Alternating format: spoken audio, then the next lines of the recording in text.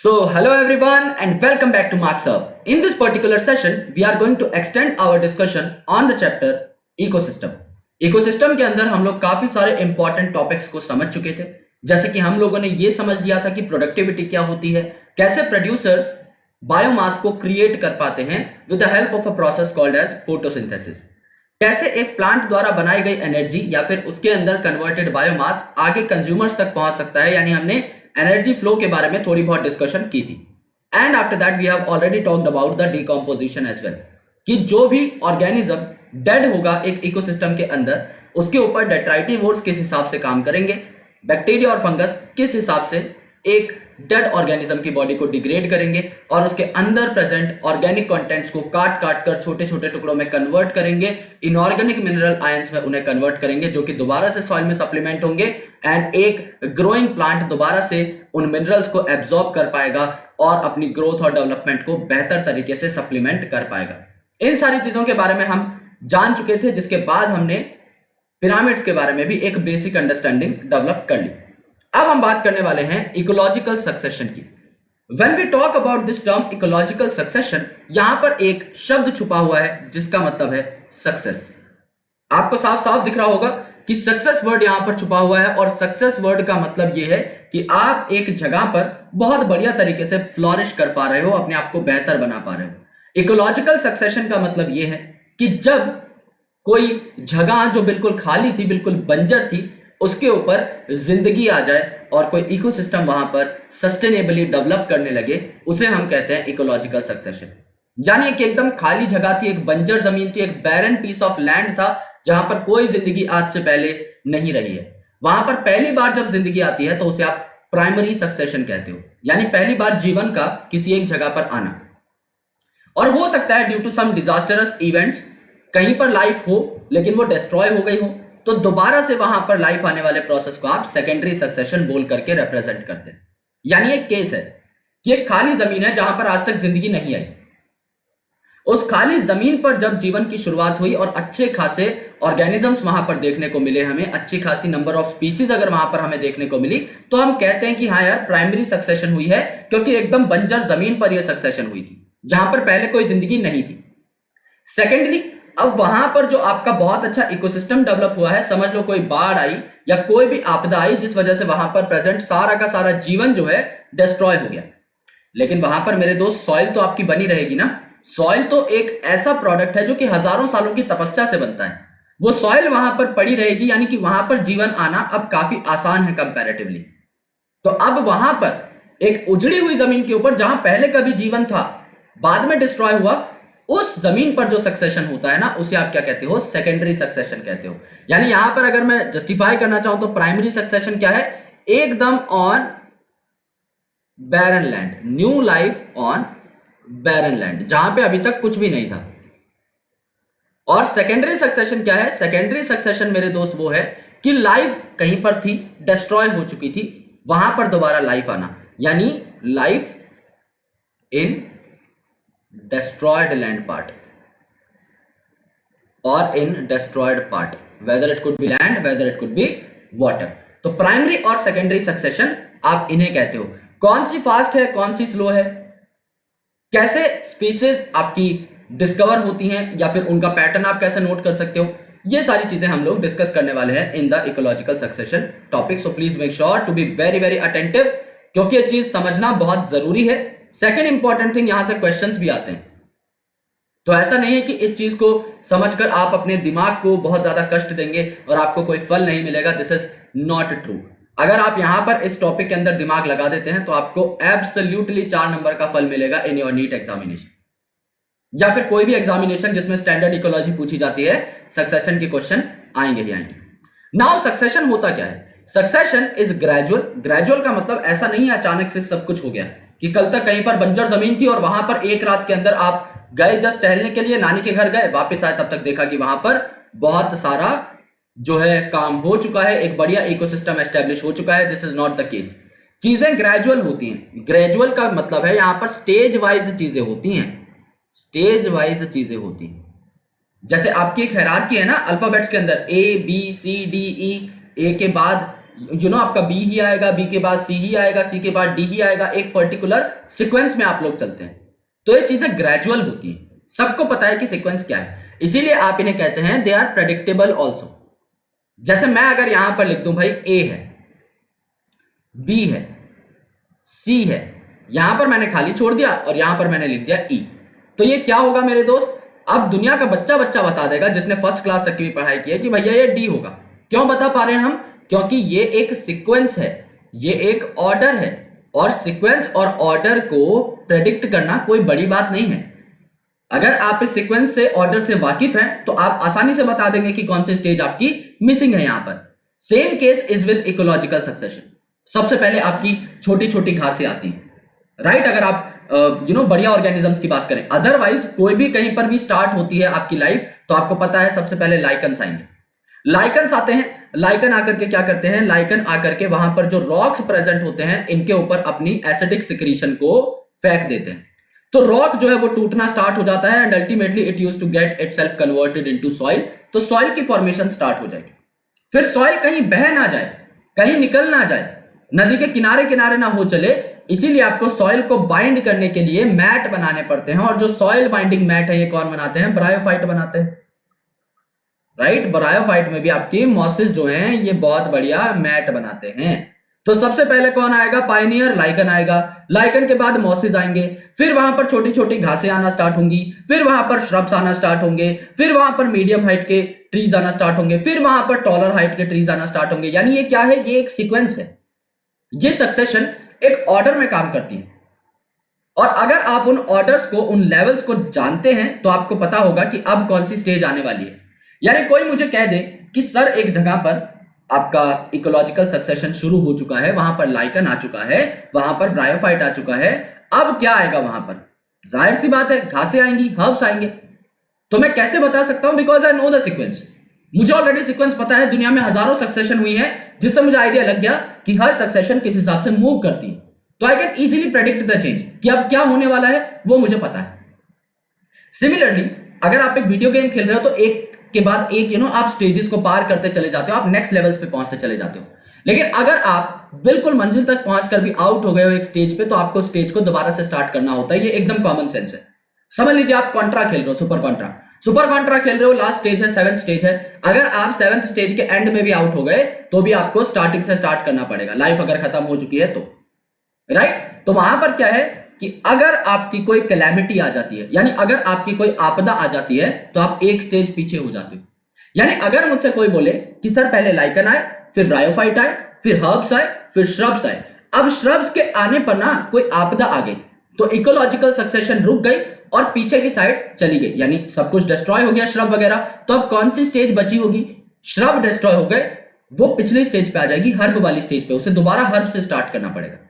या फिर अगर ट्रीज वाली स्टेज तक हम लोग सक्सेशन से पहुंच चुके थे, तो ट्रीज अगर डिस्ट्रॉय हो चुके हैं तो श्रब लेवल पर हम पहुंच जाएंगे, श्रब से ट्री हमें दोबारा बनाना पड़ेगा।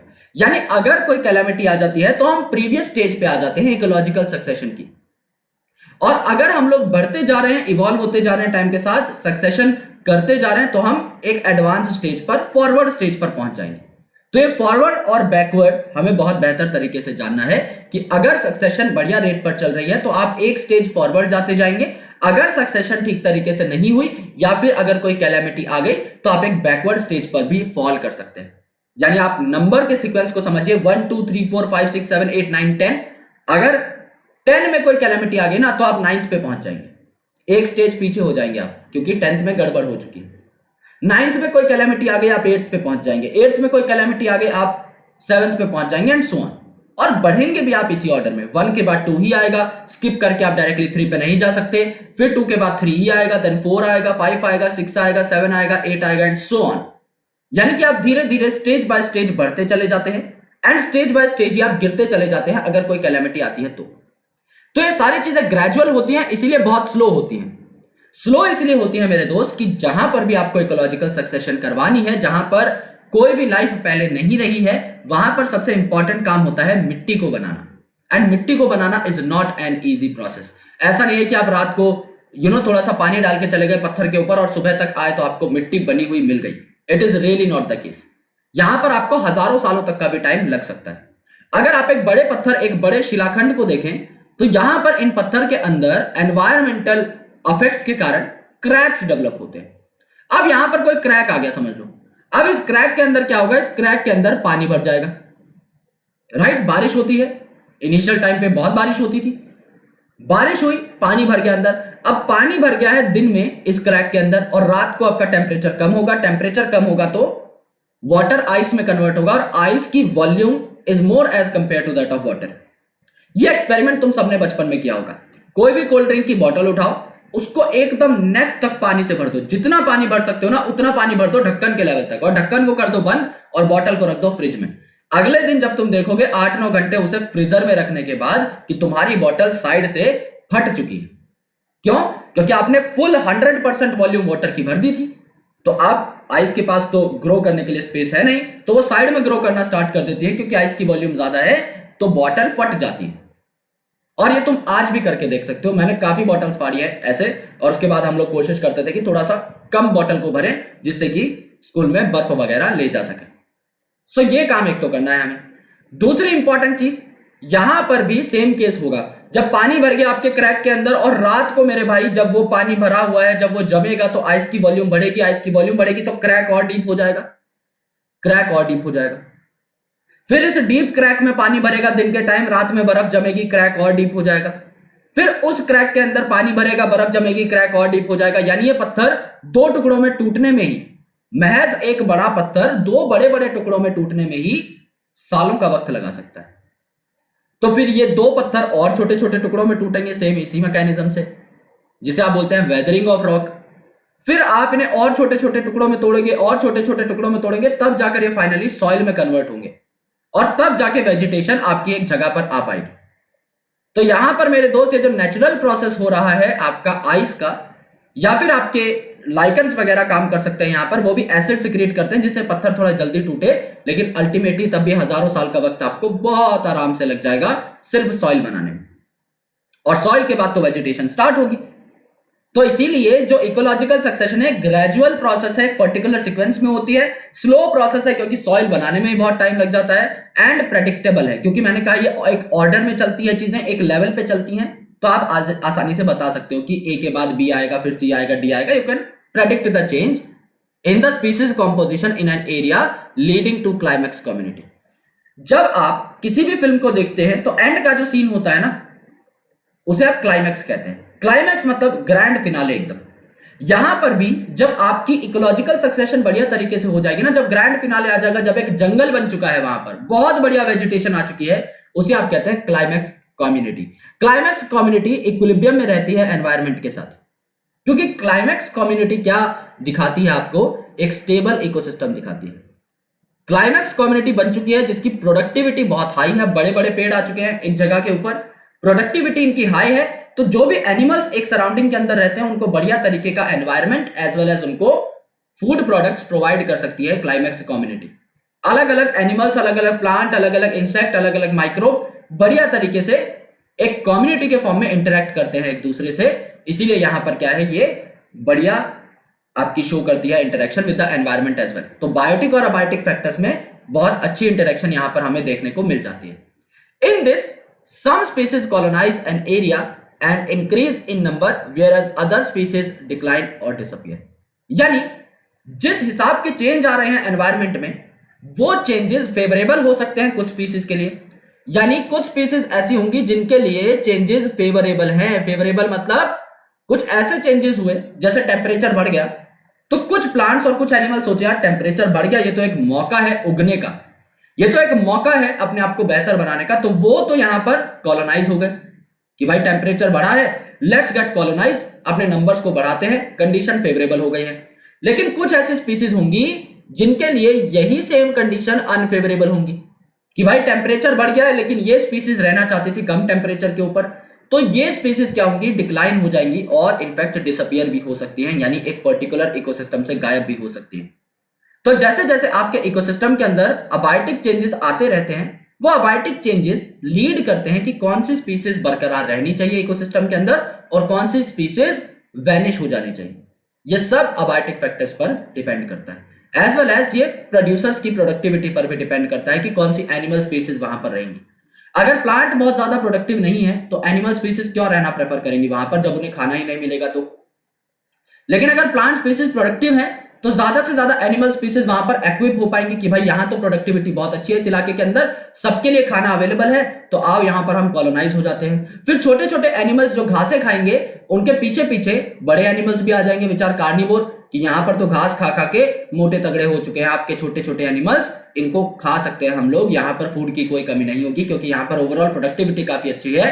यानी कि अगर प्रोडक्टिविटी अच्छी है तो हर्बीवोर का नंबर बढ़ेगा, हर्बीवोर का नंबर बढ़ेगा, वो मोटे तगड़े हो जाएंगे, ज्यादा नंबर में रिप्रोड्यूस करेंगे, तो कार्निवोर का नंबर बढ़ेगा, एंड कार्निवोर का नंबर बढ़ेगा तो अल्टीमेटली शेर चीता का यानी आपके टॉप कार्निवोर का नंबर भी बढ़ेगा। यानी अल्टीमेटली हमें क्या देखना है, प्रोडक्टिविटी। अगर इकोसिस्टम प्रोडक्टिव है तो मौज है, अगर इकोसिस्टम प्रोडक्टिव नहीं है तो स्पीसीज उतनी ज्यादा रहना वहां पर प्रेफर नहीं करेंगे। The entire sequence of communities that successfully change in an area is called as sere. यानी वो सारी कम्युनिटीज जो वन बाय वन करके आती हैं इन सक्सेशन, उन्हें आप सीर बोलते हैं या सीयर बोलते हैं।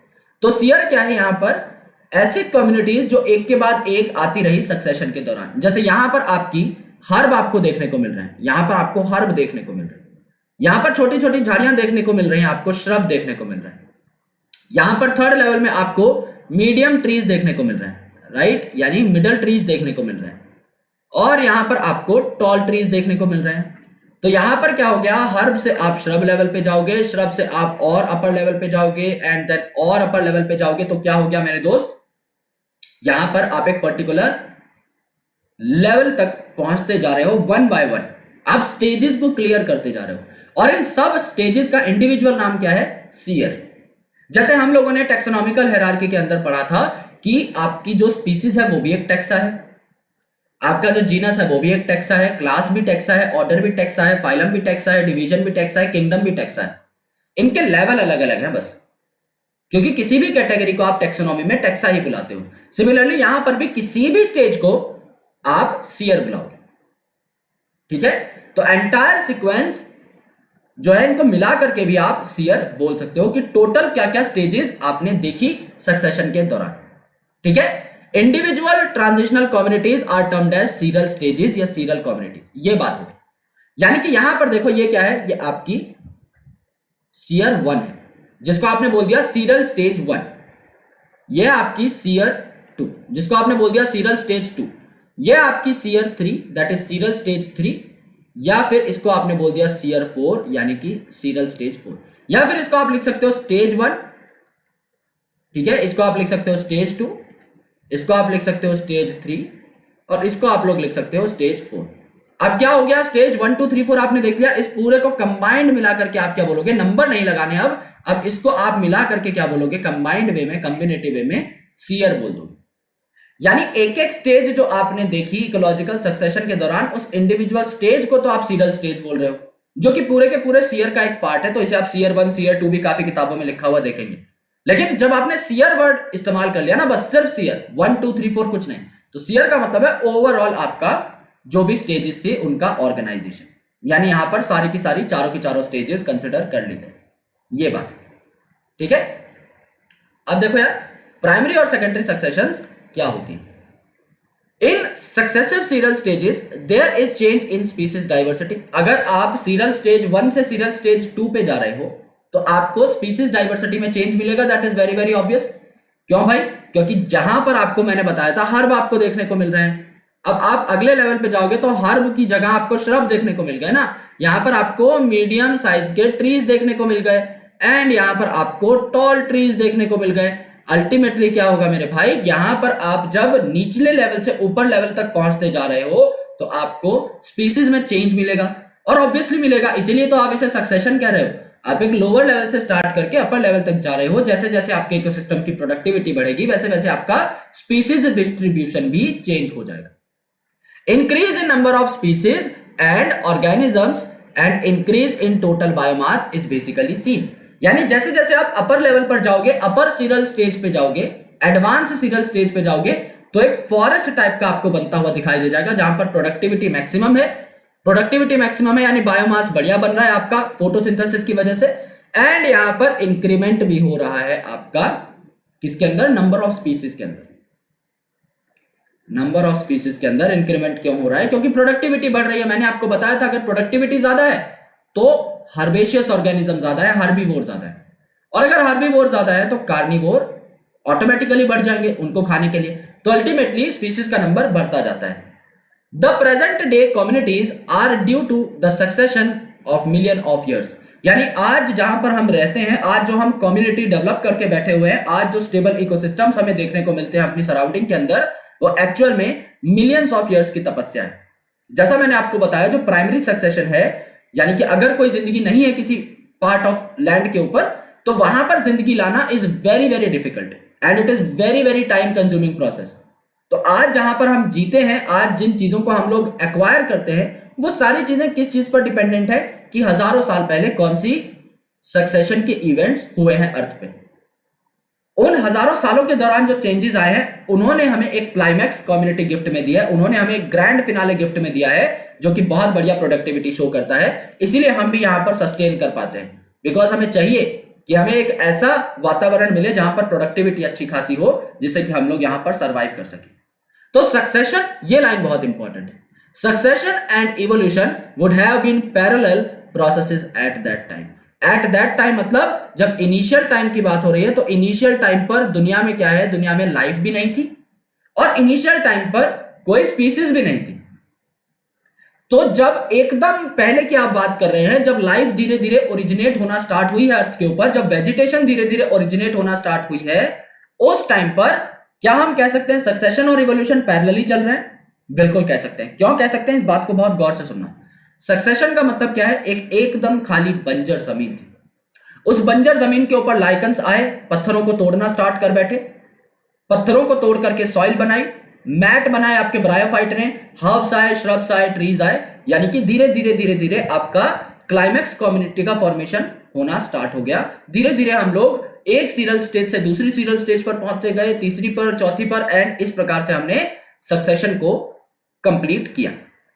इसी दौरान, क्योंकि अर्थ पर लाइफ तो है नहीं, इसी दौरान क्या हुआ, अलग अलग एनिमल स्पीसीज भी उन कम्युनिटीज में रहने के लिए आई। यानी अगर धीरे धीरे सीरियल स्टेजेस डेवलप हो रही हैं, प्रोडक्टिविटी धीरे धीरे बढ़ रही है, तो अलग अलग एनिमल्स भी कोशिश करेंगे कि हम इन प्लांट्स के साथ रहें, एक गठबंधन हम लोग बना ले, कोलैबोरेशन हम लोग कर ले, कि एनिमल से भी कोई ना कोई फायदा प्लांट को हो जाए। प्लांट से तो न्यूट्रिएंट्स मिल ही जाएंगे एनिमल्स को, तो एनिमल साथ रहने लग गए जहां जहां उन्हें प्रोडक्टिविटी देखने को मिली।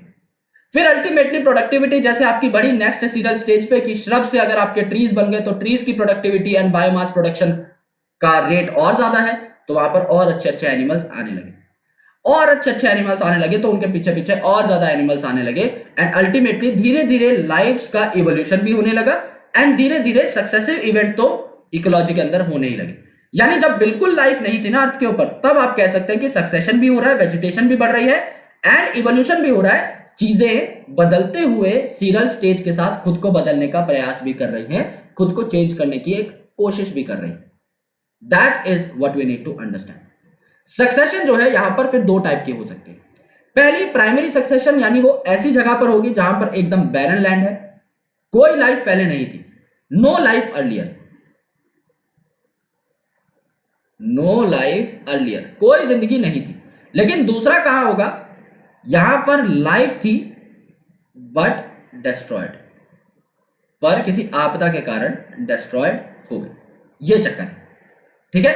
तो प्राइमरी सक्सेशन और सेकेंडरी सक्सेशन को अब देख लेते हैं, एक कंपैरेटिव एनालिसिस करके समझ लेते हैं। प्राइमरी सक्सेशन ऐसी जगह पर होगा जहां पर कोई लिविंग ऑर्गेनिज्म कभी भी नहीं था, यानी जिंदगी में पहली बार वहां पर लाइफ आने वाली है, फर्स्ट टाइम कोई चीज हो रही है, तो primary succession is the correct word for it. For example newly cooled lava, नया नया लावा जो है ठंडा हुआ है, तो अब लावा में यानी आग में तो लाइफ होगी नहीं। जब एकदम लावा जो आया वो ठंडा हुआ है जस्ट, तो उस पर लाइफ के अब थोड़े बहुत आसार है, तो अब पहली बार वहां जिंदगी आएगी। बेयर रॉक, एक पत्थर है जो अभी तक सॉइल में ही कन्वर्ट नहीं हुआ है, उस पर लाइफ आपको कैसे देखने को मिल सकती है?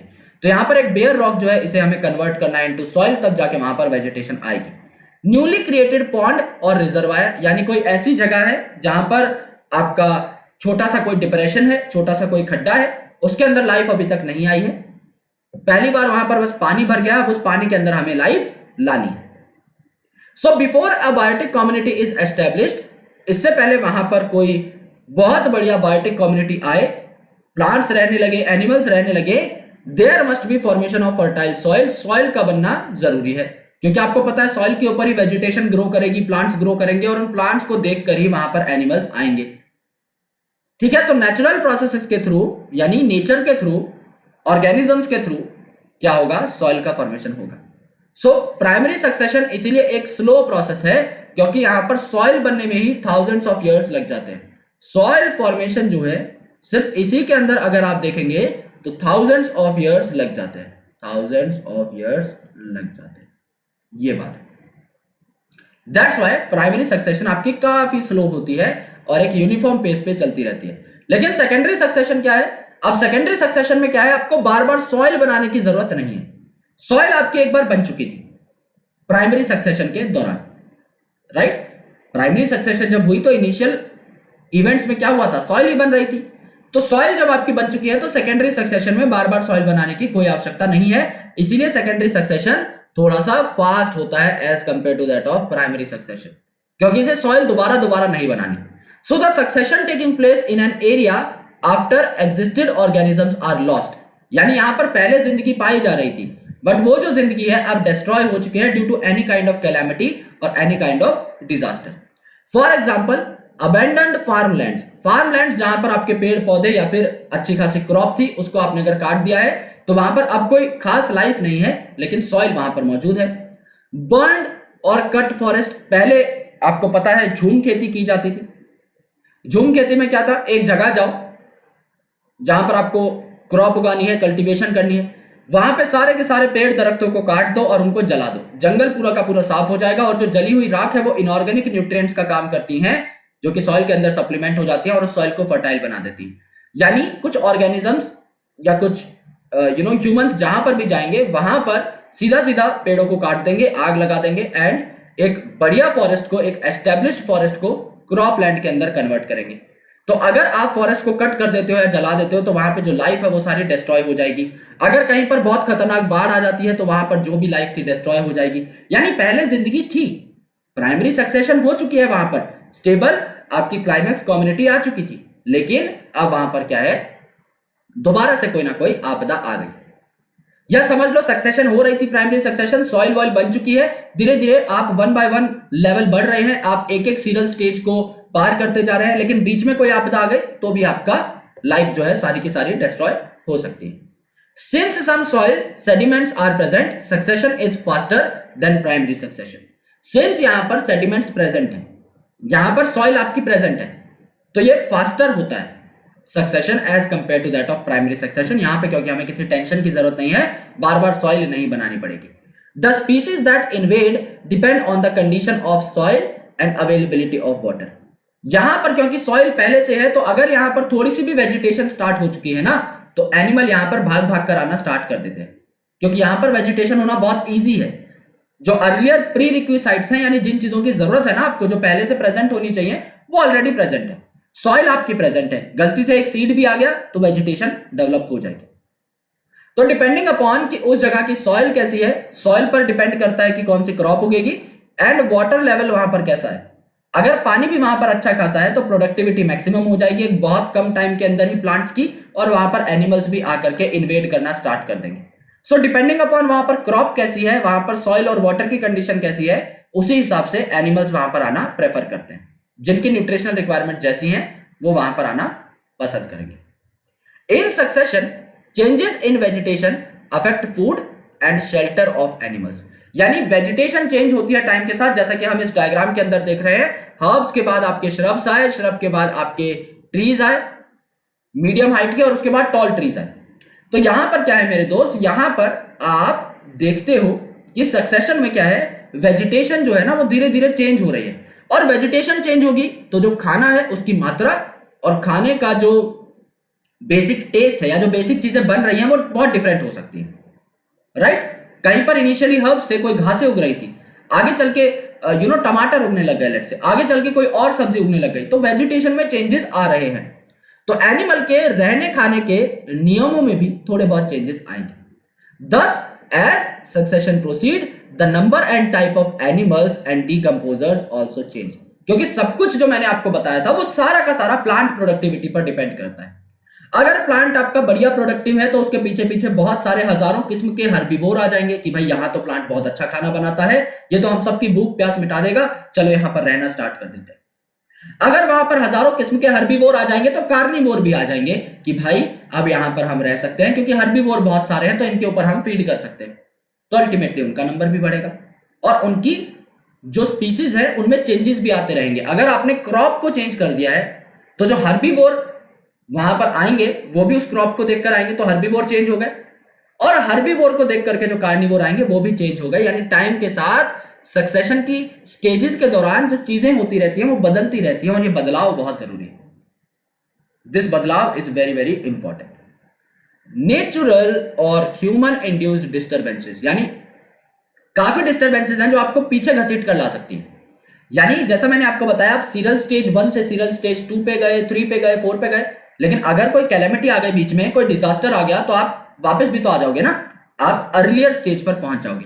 तो चाहे कोई ह्यूमन इंड्यूस्ड डिस्टर्बेंस हो, चाहे आपकी कोई नेचुरल डिस्टर्बेंस हो, यानी कोई नेचुरल कैलेमिटी हो, जैसे कि डिफॉरेस्टेशन है, तो ये तो ह्यूमंस भी करते हैं, ऑब्वियसली बहुत ज्यादा मात्रा में ह्यूमंस ही करते हैं। अभी आज के दिन में जितना भी डेजर्टिफिकेशन हो रहा है, जितने भी नॉर्मल ग्रास लैंड्स को, फॉरेस्ट को डेजर्ट में कन्वर्ट कर दिया जा रहा है, वहां के सारे पेड़ काट कर, ये ह्यूमंस ही तो कर रहे हैं अपने फायदे के लिए। वो पेड़ों को काट करके उनको अलग अलग प्रोडक्ट्स बनाने के लिए इस्तेमाल करते हैं, मेडिसिनल प्रोडक्ट बनाने के लिए इस्तेमाल करते हैं, कंस्ट्रक्शन मटेरियल बनाने के लिए इस्तेमाल करते हैं, टिम्बर वुड को इस्तेमाल करते हैं फर्नीचर वगैरह बनाने के लिए। पेड़ जो है काटे जा रहे हैं और क्रॉप लैंड बना दिया जा रहा है आपका उस पार्ट को जहां पर पेड़ कभी थे। तो पेड़ काट करके जमीन को साफ किया, वहां पर खेती करना चालू कर दे रहे हैं, तो इससे जंगलों को तो हार्म पहुंच रहा है ना। तो ह्यूमन डिस्टर्बेंसेस जो है, जैसे डिफॉरेस्टेशन है या फॉरेस्ट फायर है, अभी आपने कुछ दिन पहले रिसेंट किस्सा सुना होगा बुश फायर का इन द ऑस्ट्रेलिया। तो ये जो फायर्स है ये नेचुरली भी लग सकती है, काफी बार बहुत ज्यादा स्कॉचिंग सन होता है जिस वजह से जंगलों में आग लग जाती है, बहुत ही भयानक आग लग जाती है, जिससे लगभग वहां के सारे ऑर्गेनिजम्स डिस्ट्रॉय हो जाते हैं। आपने काफी सारे फेसबुक पोस्ट भी देखे होंगे। फिर उसके बाद जब ऑस्ट्रेलिया में बारिश आई थी तो लोग पूरी दुनिया में बहुत ज्यादा खुश हुए थे कि एटलीस्ट नेचर ने हमारी बात सुन ली, क्योंकि अगर उस टाइम पर बारिश नहीं आती तो शायद एक बहुत बड़ा जंगल का पार्ट और उसके अंदर के सारे एनिमल्स झुलस के मर जाते।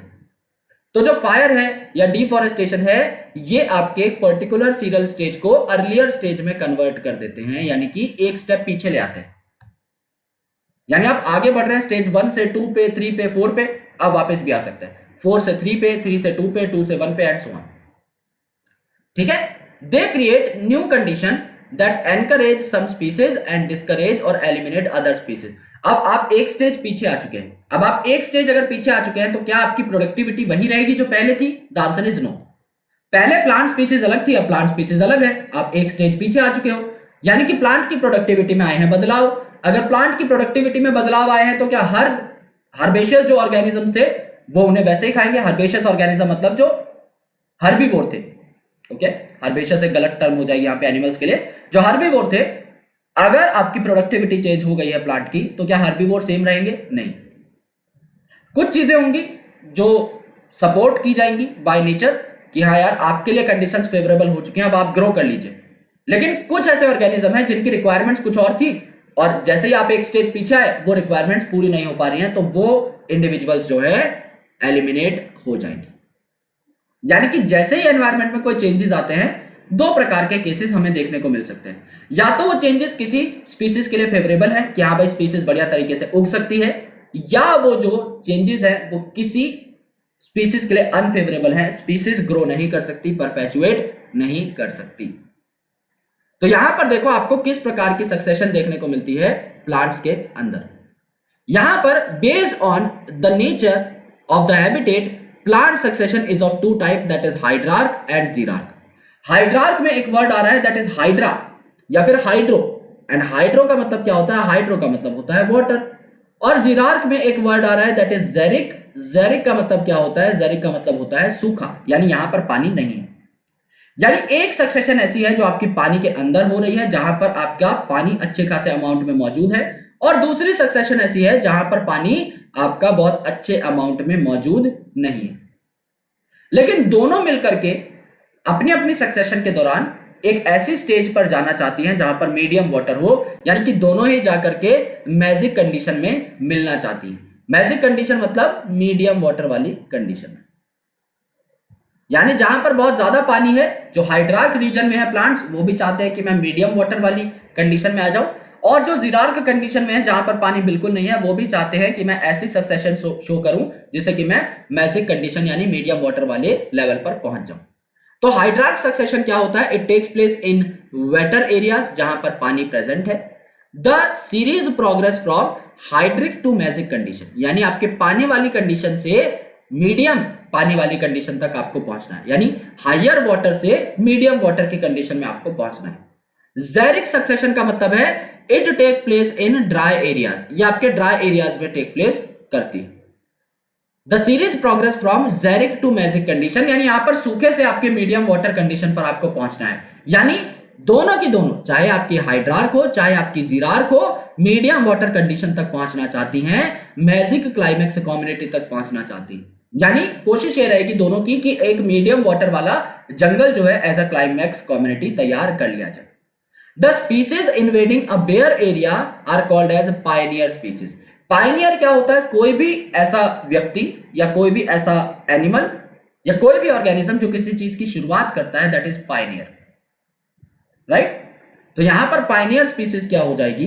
पायनियर स्पीसीज आपकी सक्सेशन के अंदर क्या हो जाएगी? आपकी सॉइल बनाने के लिए, जैसे लाइकन है, तो लाइकन आपका सबसे पहले आया, फिर इसके बाद कौन आया? आपके ब्रायोफाइट आए। तो लाइकन और ब्रायोफाइट का जो किस्सा है, ये इन्हें क्या बनाता है? पायनियर बनाता है।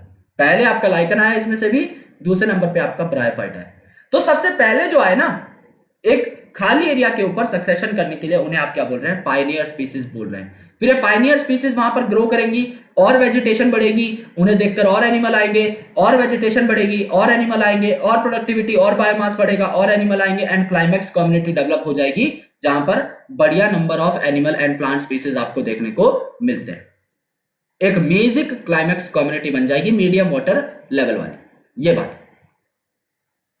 सो सक्सेशन ऑफ प्लांट में देखो, primary succession on rock that is xerophytic habitat, यानी अगर आप एक ड्राई सरफेस की बात करते हो, एक ऐसी जगह जहां पर पानी बहुत ही कम है, वो आपका मैजिक तक कैसे पहुंचेगी, इसको हम बोलते हैं प्राइमरी सक्सेशन ऑन रॉक, यानी जीरोफिटिक हैबिटेट की हम लोग बात करने वाले हैं।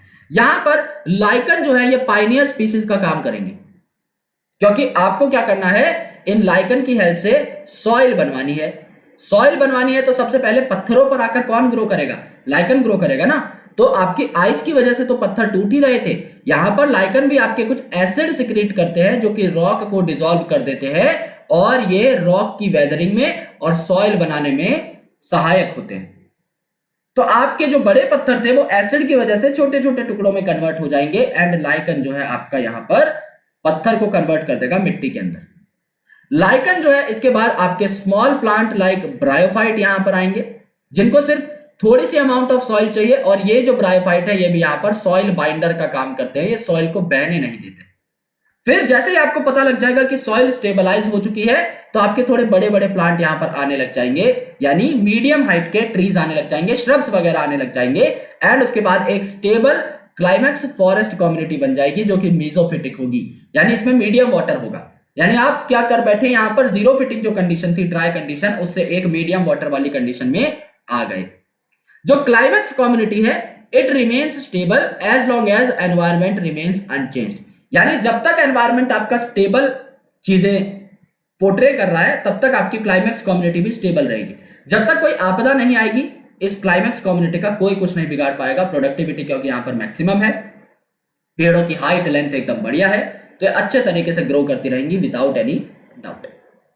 यहां पर देखिए आपको एक सक्सेशन दिखाया हुआ है कि यहां पर आपके पत्थर पड़े हुए हैं, राइट? यहां पर आपके पत्थर पड़े हुए हैं, एक्सपोज रॉक, जो कि सबसे पहली कंडीशन है। यहां पर सबसे पहली कंडीशन को हम लोग क्या बोल सकते हैं? बैरन लैंड बोल सकते हैं। यहां पर कुछ भी नहीं है, यहां पर कुछ भी नहीं है, खाली बंजर जमीन है बस।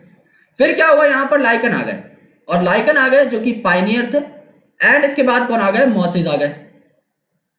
ठीक है, लाइकन आए जिन्होंने पत्थर को तोड़ के मिट्टी में कन्वर्ट करना स्टार्ट कर दिया, एंड में यहां पर क्या है? मॉसेज आए जिन्होंने डेंस मैट बना लिए सॉइल के ऊपर, जो सॉइल को बहने ना दे, हम जो भी सॉइल बनी है वो वहां पर प्रेजेंट रहे।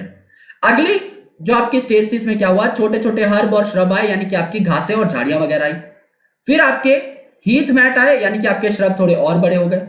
देन आपके यहाँ पर ट्रीज आए जैसे जैक पाइन है, ब्लैक स्प्रूस है, ओके, इस प्रकार के ट्रीज आपके आए। देन आगे आप देखेंगे आपका बाल्सम का ट्री आया, फर का ट्री आया, पेपर बर्च आया, व्हाइट स्प्रूस आया, फॉरेस्ट कम्युनिटी आपकी डेवलप हो गई। यहां से आपको क्या पता लगता है कि टाइम के साथ आपकी ये जो क्लाइमैक्स कम्युनिटी की फॉर्मेशन हुई है, कौन सा फॉरेस्ट है, ये कॉनिफेरस फॉरेस्ट है। सर कैसे पता लगा? भाई पेड़ों के नाम देख लो ना, पाइन है, जैक पाइन, स्प्रूस है, बाल्सम है, कॉनिफर्स के नाम आ रहे हैं ना, तो कॉनिफेरस फॉरेस्ट यहां पर बन गया, कॉनिफेरस फॉरेस्ट यहां पर बन गया। तो इनिशियली आपके पाइनियर स्पीसीज आए यानी कि लाइकन, उसके बाद मॉसेज आए, उसके बाद हर्ब्स आए, श्रब्स आए, मीडियम साइज के ट्रीज आए, जैक पाइन वगैरह, और फिर टॉल साइज के ट्रीज आए, बाल्सम, फिर वगैरह। तो अल्टीमेटली ये क्या कर बैठे, पायनियर से सॉइल बनाई और कॉनिफेरस फॉरेस्ट यानी क्लाइमैक्स कम्युनिटी तक पहुंच गए।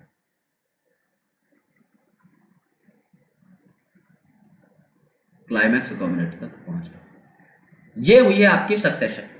तो यहां पर आपका पानी एकदम कम था बैरन लैंड पे, H2O वॉज वेरी मिनिमल, लेकिन यहां पर क्लाइमैक्स कम्युनिटी जो है ये मैजिक है, यहां पर पानी मीडियम है। तो आप क्या करते हैं, जब एक बैरन लैंड को कन्वर्ट करते हैं इनटू द मैजिक कम्युनिटी, तो पानी आपका एकदम लो से मीडियम लेवल तक पहुंच जाता है। अब सक्सेशन अगर आप देखोगे वाटर के अंदर, तो केस आपका थोड़ा डिफरेंट है। अब यहां पर पानी ही पानी था और उस पानी को आप कन्वर्ट कर दे रहे हो किसके अंदर, मैजिक कंडीशन के अंदर। तो यहां पर सबसे पहले कौन आएंगे, फाइटोप्लैंक्टन आएंगे, ये है पाइनियर। तो आपको ये याद रखना है मेरे दोस्त, लैंड के ऊपर सबसे पहले सॉइल बनाने कौन आता है, रॉक के ऊपर कौन ग्रो करता है, लाइकन, जो पाइनियर का काम कर रहे थे। लेकिन यहां पर फाइटोप्लैंक्टन आएंगे क्योंकि सबसे छोटे प्रोड्यूसर यहां पर वाटर बॉडी के अंदर यही होते हैं। फिर पाइनियर आने के बाद फ्री फ्लोटिंग एंजियोस्पर्म्स आएंगे, ठीक है, राइट, पहले आपके सबमर्ज दिखाए हुए एनसीईआरटी में। उसके बाद वो क्या करते हैं, फ्री फ्लोटिंग जो है ये रूटेड हाइड्रोफाइट्स भी बना लेते हैं। देन आपकी सेजेस, ग्रासेस बन सकती हैं, देन आपके ट्रीज बन सकते हैं जो कि क्लाइमैक्स कम्युनिटी बनाएंगे, फॉरेस्ट बनाएंगे। यानी दोनों ही केसेस में जीरार्क और हाइड्रार्क कंडीशन में बनता फॉरेस्ट ही है एज अ क्लाइमैक्स कम्युनिटी, जो कि आपका मैजिक कंडीशन शो करता है, मैजिक कंडीशन शो करता है। With time the water body is converted into land, यानी इनिशियली आपका वाटर जो था यहां पर बहुत ज्यादा था और ये लैंड में कन्वर्ट हो गया, यानी यहां पर मैजिक कंडीशन आपको देखने को मिल जाती है। यहां पर देखो क्या हुआ, इन कंडीशंस को समझना बहुत इंपॉर्टेंट है। पहला जो आपका डायग्राम है, यहां पर आपको कुछ दिखाई नहीं दे रहा, दिस इज फाइटोप्लैंक्टन, यहां पर छोटे छोटे माइक्रोस्कोपिक फाइटोप्लैंक्टन्स प्रेजेंट रहेंगे, एकदम छोटे छोटे। फिर आपके सबमर्ज्ड प्लांट्स यहां पर आ जाते हैं, यानी ऐसे प्लांट जो कि वाटर के अंदर रह लेते हैं, डूबे हुए भी रह सकते हैं, दीज आर सबमर्ज्ड प्लांट्स। फिर आपके आएंगे सबमर्ज्ड प्लस फ्री फ्लोटिंग, यानी यहां पर कुछ ऐसे डेवलप हो गए जो कि फ्रीली फ्लोट भी कर सकते हैं। फिर आपकी आर फॉर आई reed swamp stage. Reed swamp stage मतलब यहां पर जो आपके प्लांट का लेवल है ना, ये आपका वाटर लेवल तक पहुंच चुका है, यानी नीचे जो ग्रो कर रहे थे ये इतने लेवल पे आ चुके हैं कि जितना वाटर का सरफेस है वहां तक ये दिखने लग जाए। देन आपकी मार्श मियाडो स्टेज। मार्श मियाडो स्टेज में जो ये आपके प्लांट्स थे ये वाटर लेवल से ऊपर जा चुके हैं, ये वाटर लेवल से ऊपर जा चुके हैं। एंड यहां पर स्क्रब स्टेज आ जाती है। स्क्रब स्टेज में क्या हो जाएगा, स्क्रब स्टेज में आपका यहां पर एक छोटा सा डिप्रेशन जरूर देखने को मिल रहा है, वाटर बॉडी का डिप्रेशन तो है, लेकिन यहां पर थोड़े मीडियम साइज के ट्रीज आ चुके हैं, मीडियम साइज के ट्रीज आ चुके हैं, स्कैटर्ड है, ठीक है, स्कैटर्ड है, पूरा भर भर के नहीं आए हैं अभी तक, फॉरेस्ट नहीं बना है। और आगे अगर आप देखेंगे तो आपको डिप्रेशन जमीन पे दिखाई नहीं देगी, डिप्रेशन गायब हो चुकी है, सारा आपका यूनिफॉर्म पार्ट ऑफ लैंड बन चुका है एंड यहां पर आपका डेंस फॉरेस्ट आ चुका है, ठीक है। तो आपको कौन से 3 स्टेज याद करनी है, सिर्फ आरएमएस, ओके, आरएमएस। आरएमएस का मतलब है रीड स्वैम्प, देन आपका मार्श मियाडो एंड देन स्क्रब। क्या किया आपने यहां पर, इनिशियली फाइटोप्लैंक्टन्स प्रेजेंट थे, यहां पर देख लेते हैं हम लोग गौर से। इनिशियली फाइटोप्लैंक्टन्स प्रेजेंट थे जो कि आपको नहीं दिखाई दे रहे हैं। देन आपके सबमर्ज्ड प्लांट्स प्रेजेंट थे यहां पर जो कि पानी के अंदर डूबे हुए हैं। देन आपके यहां पर फ्री फ्लोटिंग प्लांट्स प्रेजेंट है सबमर्ज के साथ साथ। देन ये जो सबमर्ज प्लांट्स थे थोड़े ऊपर आ जाएंगे, वाटर लेवल तक पहुंच जाएंगे, that is reed swamp stage. फिर ये वाटर लेवल जो था इसको क्रॉस करके और ऊपर चले जाएंगे, दैट इज मार्श मियाडो स्टेज। फिर आपका स्क्रब स्टेज जहां पर आपका एक स्कैटर्ड सा फॉरेस्ट डेवलप हो जाएगा, बहुत डेंस फॉरेस्ट नहीं बना है और डिप्रेशन आपको देखने को मिल रही है जहां पर पॉन्ड था उसकी। यहां पर फॉरेस्ट के अंदर आपको कोई डिप्रेशन नहीं देखने को मिलती, जमीन आपकी एकदम समतल हो जाएगी और इसके ऊपर आपका बहुत ज्यादा घना फॉरेस्ट आपको देखने को मिल जाएगा। तो स्टेजेस क्या हुई? फाइटोप्लैंक्टन, देन आपके submerge plants, then submerge plus free floating plant, then RMS that is reed swamp stage, marsh meadow stage, scrub stage and then forest. ये आपकी क्या हो जाती है? ये आपकी हो जाती है succession of plant in water, that is hydrarch succession. ठीक है, अब बात करते हैं हम लोग न्यूट्रिएंट साइक्लिंग की। यानी कल जब हम इकोसिस्टम की स्टडी कर रहे थे, यानी कि in the last lecture when we were studying ecosystem, तो हम लोगों ने देखा कि यहां पर 4 इंपॉर्टेंट प्रोसेस होते हैं इकोसिस्टम के अंदर जो हमें पढ़ने होते हैं। सबसे पहली चीज कि आपकी प्रोडक्टिविटी कैसे हो रही है। प्रोडक्टिविटी यानी कि सीधी सी बात है, चीजें बनेंगी, प्रोडक्शन होगी वाया फोटोसिंथेसिस। देन ये जो प्रोड्यूस्ड एनर्जी है ये बाकी ऑर्गेनिजम्स तक यानी कंज्यूमर्स तक कैसे पहुंच रही है, यानी कि एनर्जी के फ्लो के बारे में हम चर्चा कर रहे थे, एनर्जी फ्लो हमने देखा। देन यहां पर थर्ड लेवल पर अगर आप देखें एनर्जी फ्लो के बाद आप लोग ये देखेंगे कि डीकंपोजिशन कैसे हो रही है, डीकंपोजिशन कैसे हो रही है। एंड डीकंपोजिशन के बाद चौथे लेवल पर आप देखेंगे कि चीजें डिकंपोज होने के बाद जो न्यूट्रिएंट निकले वो न्यूट्रिएंट आपके कैसे पहुंच पा रहे हैं दोबारा प्लांट्स तक, कैसे सॉइल के अंदर सप्लीमेंट हो रहे हैं। तो प्रोडक्टिविटी के अंदर हम लोगों ने ग्रॉस प्राइमरी प्रोडक्टिविटी और नेट प्राइमरी प्रोडक्टिविटी की चर्चा की। एनर्जी फ्लो में हमने देखा कि कैसे एनर्जी आपकी एक लेवल से दूसरे लेवल तक जाती है, 10% लॉ की, फूड चेन की, फूड वेब की हम लोगों ने चर्चा की। डीकंपोजिशन की अगर आप बात करते हैं तो हमने यहां पर फंगस के एट्रीब्यूट को देखा, राइट, बैक्टीरिया को देखा और भी काफी सारे इंडिविजुअल्स को हमने देखा जैसे अर्थवर्म वगैरह जो डीकंपोजिशन में हेल्प कर रहे हैं। काफी सारे प्रोसेसेस के नाम भी हमने यहां पर पढ़े जैसे कि आपका कैटाबॉलिज्म हो गया, लीचिंग हो गया, फ्रेगमेंटेशन हो गया, ह्यूमिफिकेशन हो गया, राइट, न्यूट्रिएंट साइक्लिंग हो गई। तो फाइनली हमने जो पढ़ा वो आपका मिनरलाइजेशन के बाद जो एक्चुअल न्यूट्रिएंट साइक्लिंग होगी ये हमें पढ़ना है। बेसिक डेफिनेशन हमारी क्लियर है कि अगर आपका कोई ऑर्गेनिक कंपोनेंट है, अगर वो टूट रहा है inorganic component with the help of decomposers, तो इनऑर्गेनिक कंपोनेंट आपके कहां चले जाते हैं? सॉइल में चले जाते हैं। और सॉइल में चला गया अगर एक बार कोई कंपोनेंट, तो उसको कौन एब्जॉर्ब कर लेता है? उसको ग्रोइंग प्लांट एब्जॉर्ब कर लेता है, क्योंकि उसकी ग्रोथ एंड डेवलपमेंट के लिए और ज्यादा इंपॉर्टेंट है ये न्यूट्रिएंट्स। तो ग्रोइंग प्लांट्स इनको एब्जॉर्ब कर लेते हैं जिससे कि उनकी स्थिति और बढ़िया हो जाती है, वो और बेहतर growth and development pattern show कर सकते हैं। This is what we need to talk about in the nutrient cycling। तो न्यूट्रिएंट साइक्लिंग के अलग अलग एग्जांपल्स हैं। सबसे पहले बेसिक जो एट्रीब्यूट है यहां पर उसको देख लेते हैं, बेसिक जो हमारे कंसेप्ट हैं उनको क्लियर कर लेते हैं। जैसे हमने स्टैंडिंग क्रॉप के बारे में पढ़ा था वैसे ही हम स्टैंडिंग स्टेट के बारे में पढ़ेंगे। स्टैंडिंग क्रॉप में हमने ये जाना था, स्टैंडिंग क्रॉप मतलब एक पर्टिकुलर ट्रॉफिक लेवल, उसके ऊपर जितने भी ऑर्गेनिज्म प्रेजेंट है उनके अंदर जितना भी स्टोर्ड बायोमास है वो सारा का सारा स्टैंडिंग क्रॉप में आएगा। लेकिन स्टैंडिंग स्टेट क्या है? यहां पर आप इनऑर्गेनिक न्यूट्रिएंट्स के बारे में बात करते हैं। तो अमाउंट ऑफ न्यूट्रिएंट्स यानी कि अमाउंट ऑफ इनऑर्गेनिक न्यूट्रिएंट जैसे कार्बन है, नाइट्रोजन है, फास्फोरस है, कैल्शियम है, they are present in soil at a given time is referred as standing state.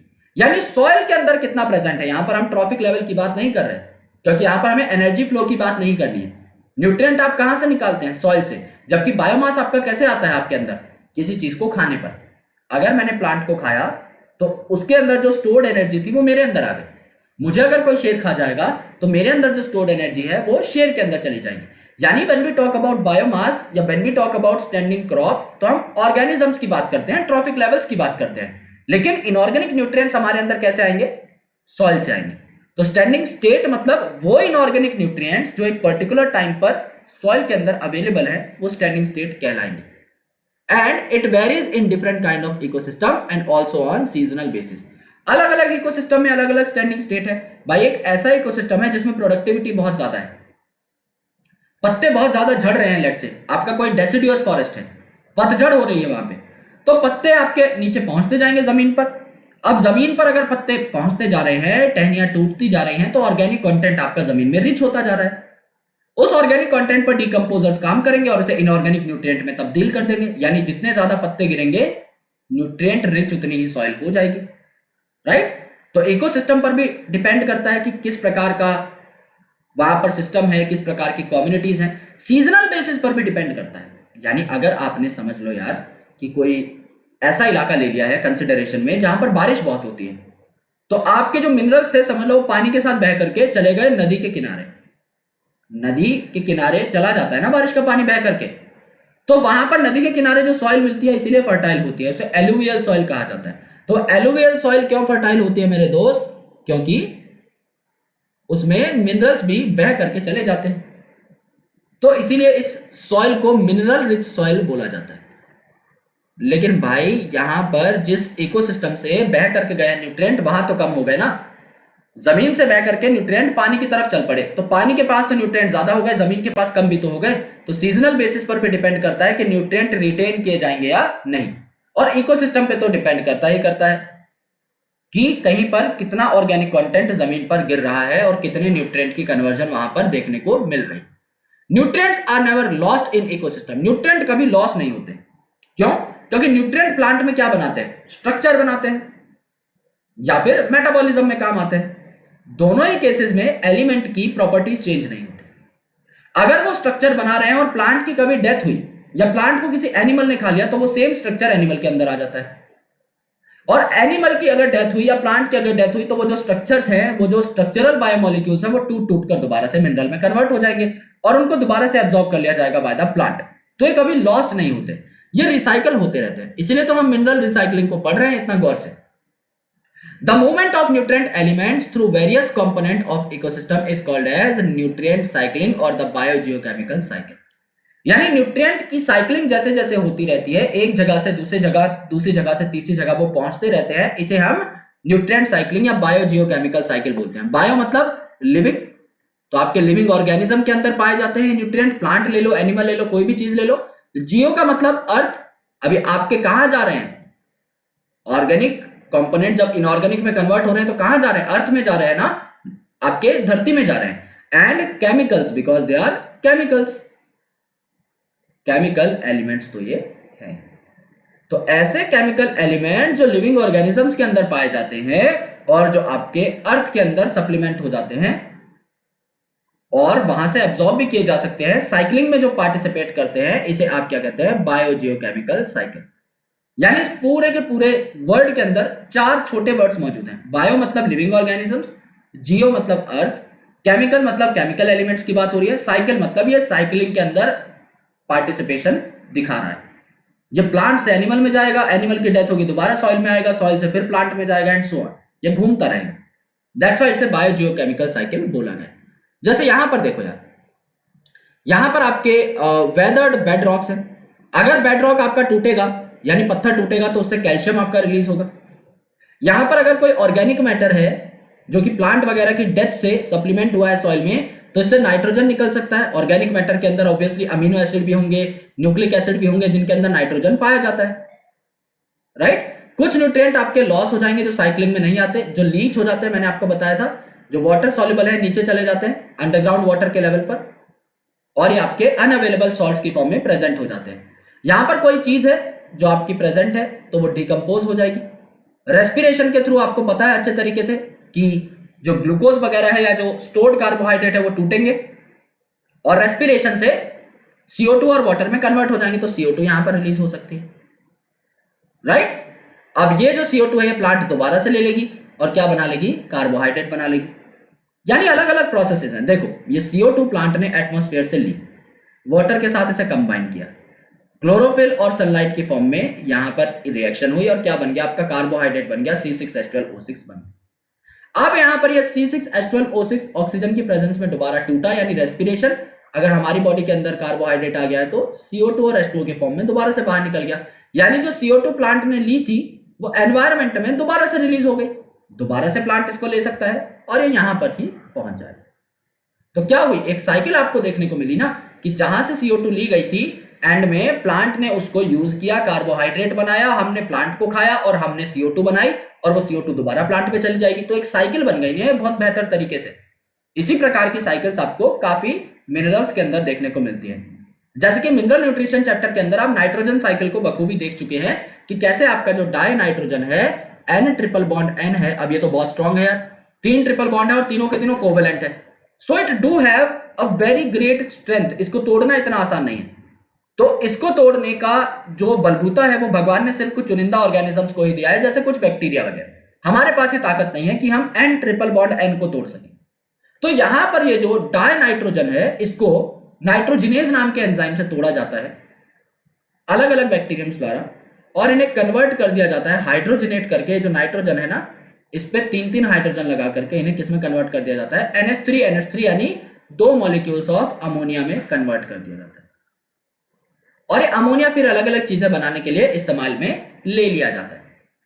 यानी जैसे नाइट्रोजन की साइकिल थी, ऐसे ही आपको क्या करना है, कार्बन फास्फोरस की साइकिल को भी समझना है बखूबी। राइट। तो नाइट्रोजन हम इस चैप्टर के अंदर नहीं पढ़ते, क्योंकि यूजुअली हम इसे पढ़ चुके होते हैं earlier in the 11th class plant physiology unit. यहां पर अगर आप टाइप ऑफ न्यूट्रिएंट साइकिल देखें तो 2 प्रकार की न्यूट्रिएंट साइकिल हो सकती है। एक जिसका रिजर्वायर आपका गैस में प्रेजेंट है, यानी आपका जो वातावरण है, जो आपका एटमॉस्फेयर है, उसी के अंदर आपका रिजर्वायर प्रेजेंट है। यानी जिस एलिमेंट की साइक्लिंग की आप बात कर रहे हो वो मेजरली एटमॉस्फेयर में प्रेजेंट है, एनवायरमेंट में प्रेजेंट है। Second, sedimentary cycle. अब सेडिमेंट्री मतलब ये आपका सेडिमेंट्स के फॉर्म में, यानी अर्थ के नीचे एक लेयर के फॉर्म में प्रेजेंट है, यानी ये अर्थ के क्रस्ट में प्रेजेंट है। तो एलिमेंट आपका एटमॉस्फेयर में प्रेजेंट है, एनवायरमेंट में प्रेजेंट है, या आपका अर्थ क्रस्ट में प्रेजेंट है, इस हिसाब से आपने उसे गैसियस साइकिल या सेडिमेंट्री साइकिल में कन्वर्ट कर दिया। गैसियस साइकिल में रिजर्वायर आपका एटमॉस्फेयर के अंदर है, जैसे नाइट्रोजन है और कार्बन है। तो नाइट्रोजन आपको पता है, नाइट्रोजन आपका 78% से भी ज्यादा पाया जाता है एटमॉस्फेयर के अंदर। कार्बन जो है ये थोड़ा कम पाया जाता है एटमॉस्फेयर के अंदर, इवन लेस देन 1%। लेकिन ज्यादातर जो कार्बन है वो आपका एनवायरमेंट के अलग अलग पार्ट्स में पाया जाता है, लैंड के अंदर ये बहुत कम पाया जाता है। So it is not sedimentary, ये बात है। लेकिन सेडिमेंट्री के अंदर अगर आप देखेंगे तो अर्थ के क्रस्ट में पाया जाता है, जैसे आपका सल्फर है, आपका फास्फोरस है। जैसे फास्फोरस जो है ये कैल्शियम फॉस्फेट के फॉर्म में पाया जा सकता है, तो कैल्शियम के साथ एसोसिएट होकर के लैंड में जमा हो सकता है। तो इसको हमें लैंड से निकाल करके यूज में लाना पड़ता है। That's why it is a part of sedimentary cycle. Environmental factors जैसे सॉइल है, मॉइस्चर है, पीएच है, टेम्परेचर है, they regulate the rate of release of nutrient into the atmosphere. सीधी सी बात है कि आपका मिनरलाइजेशन किस रेट पर हो रहा है, किस पर डिपेंड करेगा, सॉइल के नेचर पर डिपेंड करेगा। अगर एक सॉइल है जहां पर बहुत ज्यादा न्यूट्रिएंट प्रेजेंट है, जहां से आप रिलीज कर सकते हो उन्हें, तो बढ़िया रिलीज होगी। मॉइस्चर है अगर, तो अच्छा रिलीज हो जाएगा। पीएच अगर सॉइल का एकदम कन्फाइंड है, परफेक्ट है, जो चाहिए मिनरलाइजेशन के लिए, तो बढ़िया मिनरलाइजेशन होगी। टेम्परेचर अगर आपका अच्छा खासा है, then it will give you more and more power to release the mineral and nutrients, ये बात है। तो the reservoir meets with the deficit of nutrients due to imbalance in the rate of influx and efflux. यानी reservoir जो है ये nutrient deficiency को meet कर लेता है due to imbalance in rate of influx and efflux. Influx मतलब किसी चीज का अंदर जाना, एंड इफ्लक्स मतलब किसी चीज का एग्जिट होना यानी बाहर जाना। यानी किसी चीज के आने के रेट में और जाने के रेट में अगर फर्क है तो एक इम्बैलेंस क्रिएट हो जाएगा ना। अगर समझ लो कोई न्यूट्रिएंट सॉइल के अंदर ज्यादा जा रहा है और सॉइल से रिलीज हो रहा है कम, तो प्लांट एब्जॉर्ब नहीं कर पा रहा है, तो इम्बैलेंस हो जाएगा, प्लांट में कमी हो जाएगी। और कोई न्यूट्रिएंट ऐसा है जो प्लांट के अंदर स्टोर्ड है, जो सॉइल में जाना प्रेफर नहीं कर रहा, राइट, तो सॉइल के अंदर कमी हो जाएगी। या फिर सॉइल में अगर जा रहा है तो लीच होकर के एकदम नीचे पहुंच जा रहा है बेसिक ग्राउंड लेवल पे, तो भी वो आपका बहुत ज्यादा घातक साबित हो सकता है, क्योंकि हमें वो फिर मिनरल मिलेगा नहीं। तो इनफ्लक्स और इफ्लक्स पर डिपेंड करता है कि कितनी किसी चीज की डेफिशिएंसी का सामना आपको करना पड़ सकता है। यहां पर देखो कार्बन साइकिल आपको दिखा रखी है और काफी सारे इंपॉर्टेंट फैक्ट्स हैं which we need to understand over here in this topic. सबसे पहली चीज कि रिजर्वायर कौन है कार्बन का। अब कार्बन कैसी साइकिल थी, एक गैसियस साइकिल थी, राइट। नाइट्रोजन और कार्बन हमने देखा गैसियस साइकिल है। तो एटमॉस्फेयर के अंदर यानी हवा के अंदर लेस देन 1% आपका कार्बन है। ऑर्गेनिजम्स के अंदर 49% ऑफ जो ड्राई वेट है वो कार्बन ही है, क्योंकि आपको पता है कि आपकी बॉडी किसकी बनी हुई है, बायोमॉलिक्यूल्स की। और दुनिया का कोई ऐसा बायोमॉलिक्यूल मुझे बता दो जिसमें कार्बन हाइड्रोजन ना होता हो ही नहीं सकता, because biomolecules are organic compounds and every organic compound is a compound of carbon. सीधी सी बात है भाई, ऑर्गेनिक केमिस्ट्री क्या है, कार्बन के कंपाउंड्स की ही तो स्टडी है। तो यहां पर 49% से भी ज्यादा ड्राई वेट यानी वाटर को हमने हटा दिया, क्योंकि वाटर में हाइड्रोजन और ऑक्सीजन है, कार्बन नहीं है। तो आप अपने 70% भार को तो पहले हटा दो, वाटर अगर आपने रिमूव कर दिया है, बचा हुआ जो ड्राई वेट है ना, उसका लगभग 50% के आसपास आपका कार्बन बनाता है। ओशंस के अंदर, यानी हमने बोला था एनवायरमेंट के अंदर रिजर्वायर है इसका, तो ओशन के अंदर 71% डिसॉल्व्ड कार्बन है। ये मेन रिजर्वायर का काम करते हैं। It regulate the amount of atmospheric CO2, fossil fuel etcetera. यानी फॉसिल फ्यूल में भी कार्बन मिलता है। जब आप फॉसिल फ्यूल्स को बर्न करते हैं तो कार्बन रिलीज होता है, कार्बन एमिशन आप उसे बोलते हैं। इसलिए कहा जाता है कि जब आप गाड़ी चलाते हो, पेट्रोल को बर्न करते हो, डीजल को बर्न करते हो, कन्वेंशनल फ्यूल्स को बर्न करते हो, तो आप पॉल्यूशन फैला रहे हो, क्योंकि कार्बन उससे रिलीज होगा, उसके अंदर कार्बन स्टोर्ड है। तो यहां पर जो ओशन है वो मेन रिजर्वायर का काम करती है। वाटर जो है यहां पर मेन कार्बन प्रेजेंट है, जो कि एटमॉस्फेयर तक भी कार्बन आपका पहुंचाता रहता है, राइट। तो अमाउंट ऑफ एटमॉस्फेरिक CO2 को भी रेगुलेट कर सकता है ओशन का कार्बन। अब carbon cycling occurs through atmosphere, ocean and through living and dead organism, क्योंकि मेन कहां पर प्रेजेंट है, एटमॉस्फेयर में 1%, ओशन में आपका मोर देन 70% यानी 71%, एंड आपका ऑर्गेनिज्म में 49% के आसपास ये प्रेजेंट है। तो अगर हमारी डेथ हो जाती है लेट्स से इन सब केसेस, तो हमारे अंदर का भी जो कार्बन है वो टूट टूट के जाता रहता है अर्थ में। तो हम लोग भी इस साइकिल का बहुत इंपॉर्टेंट पार्ट है।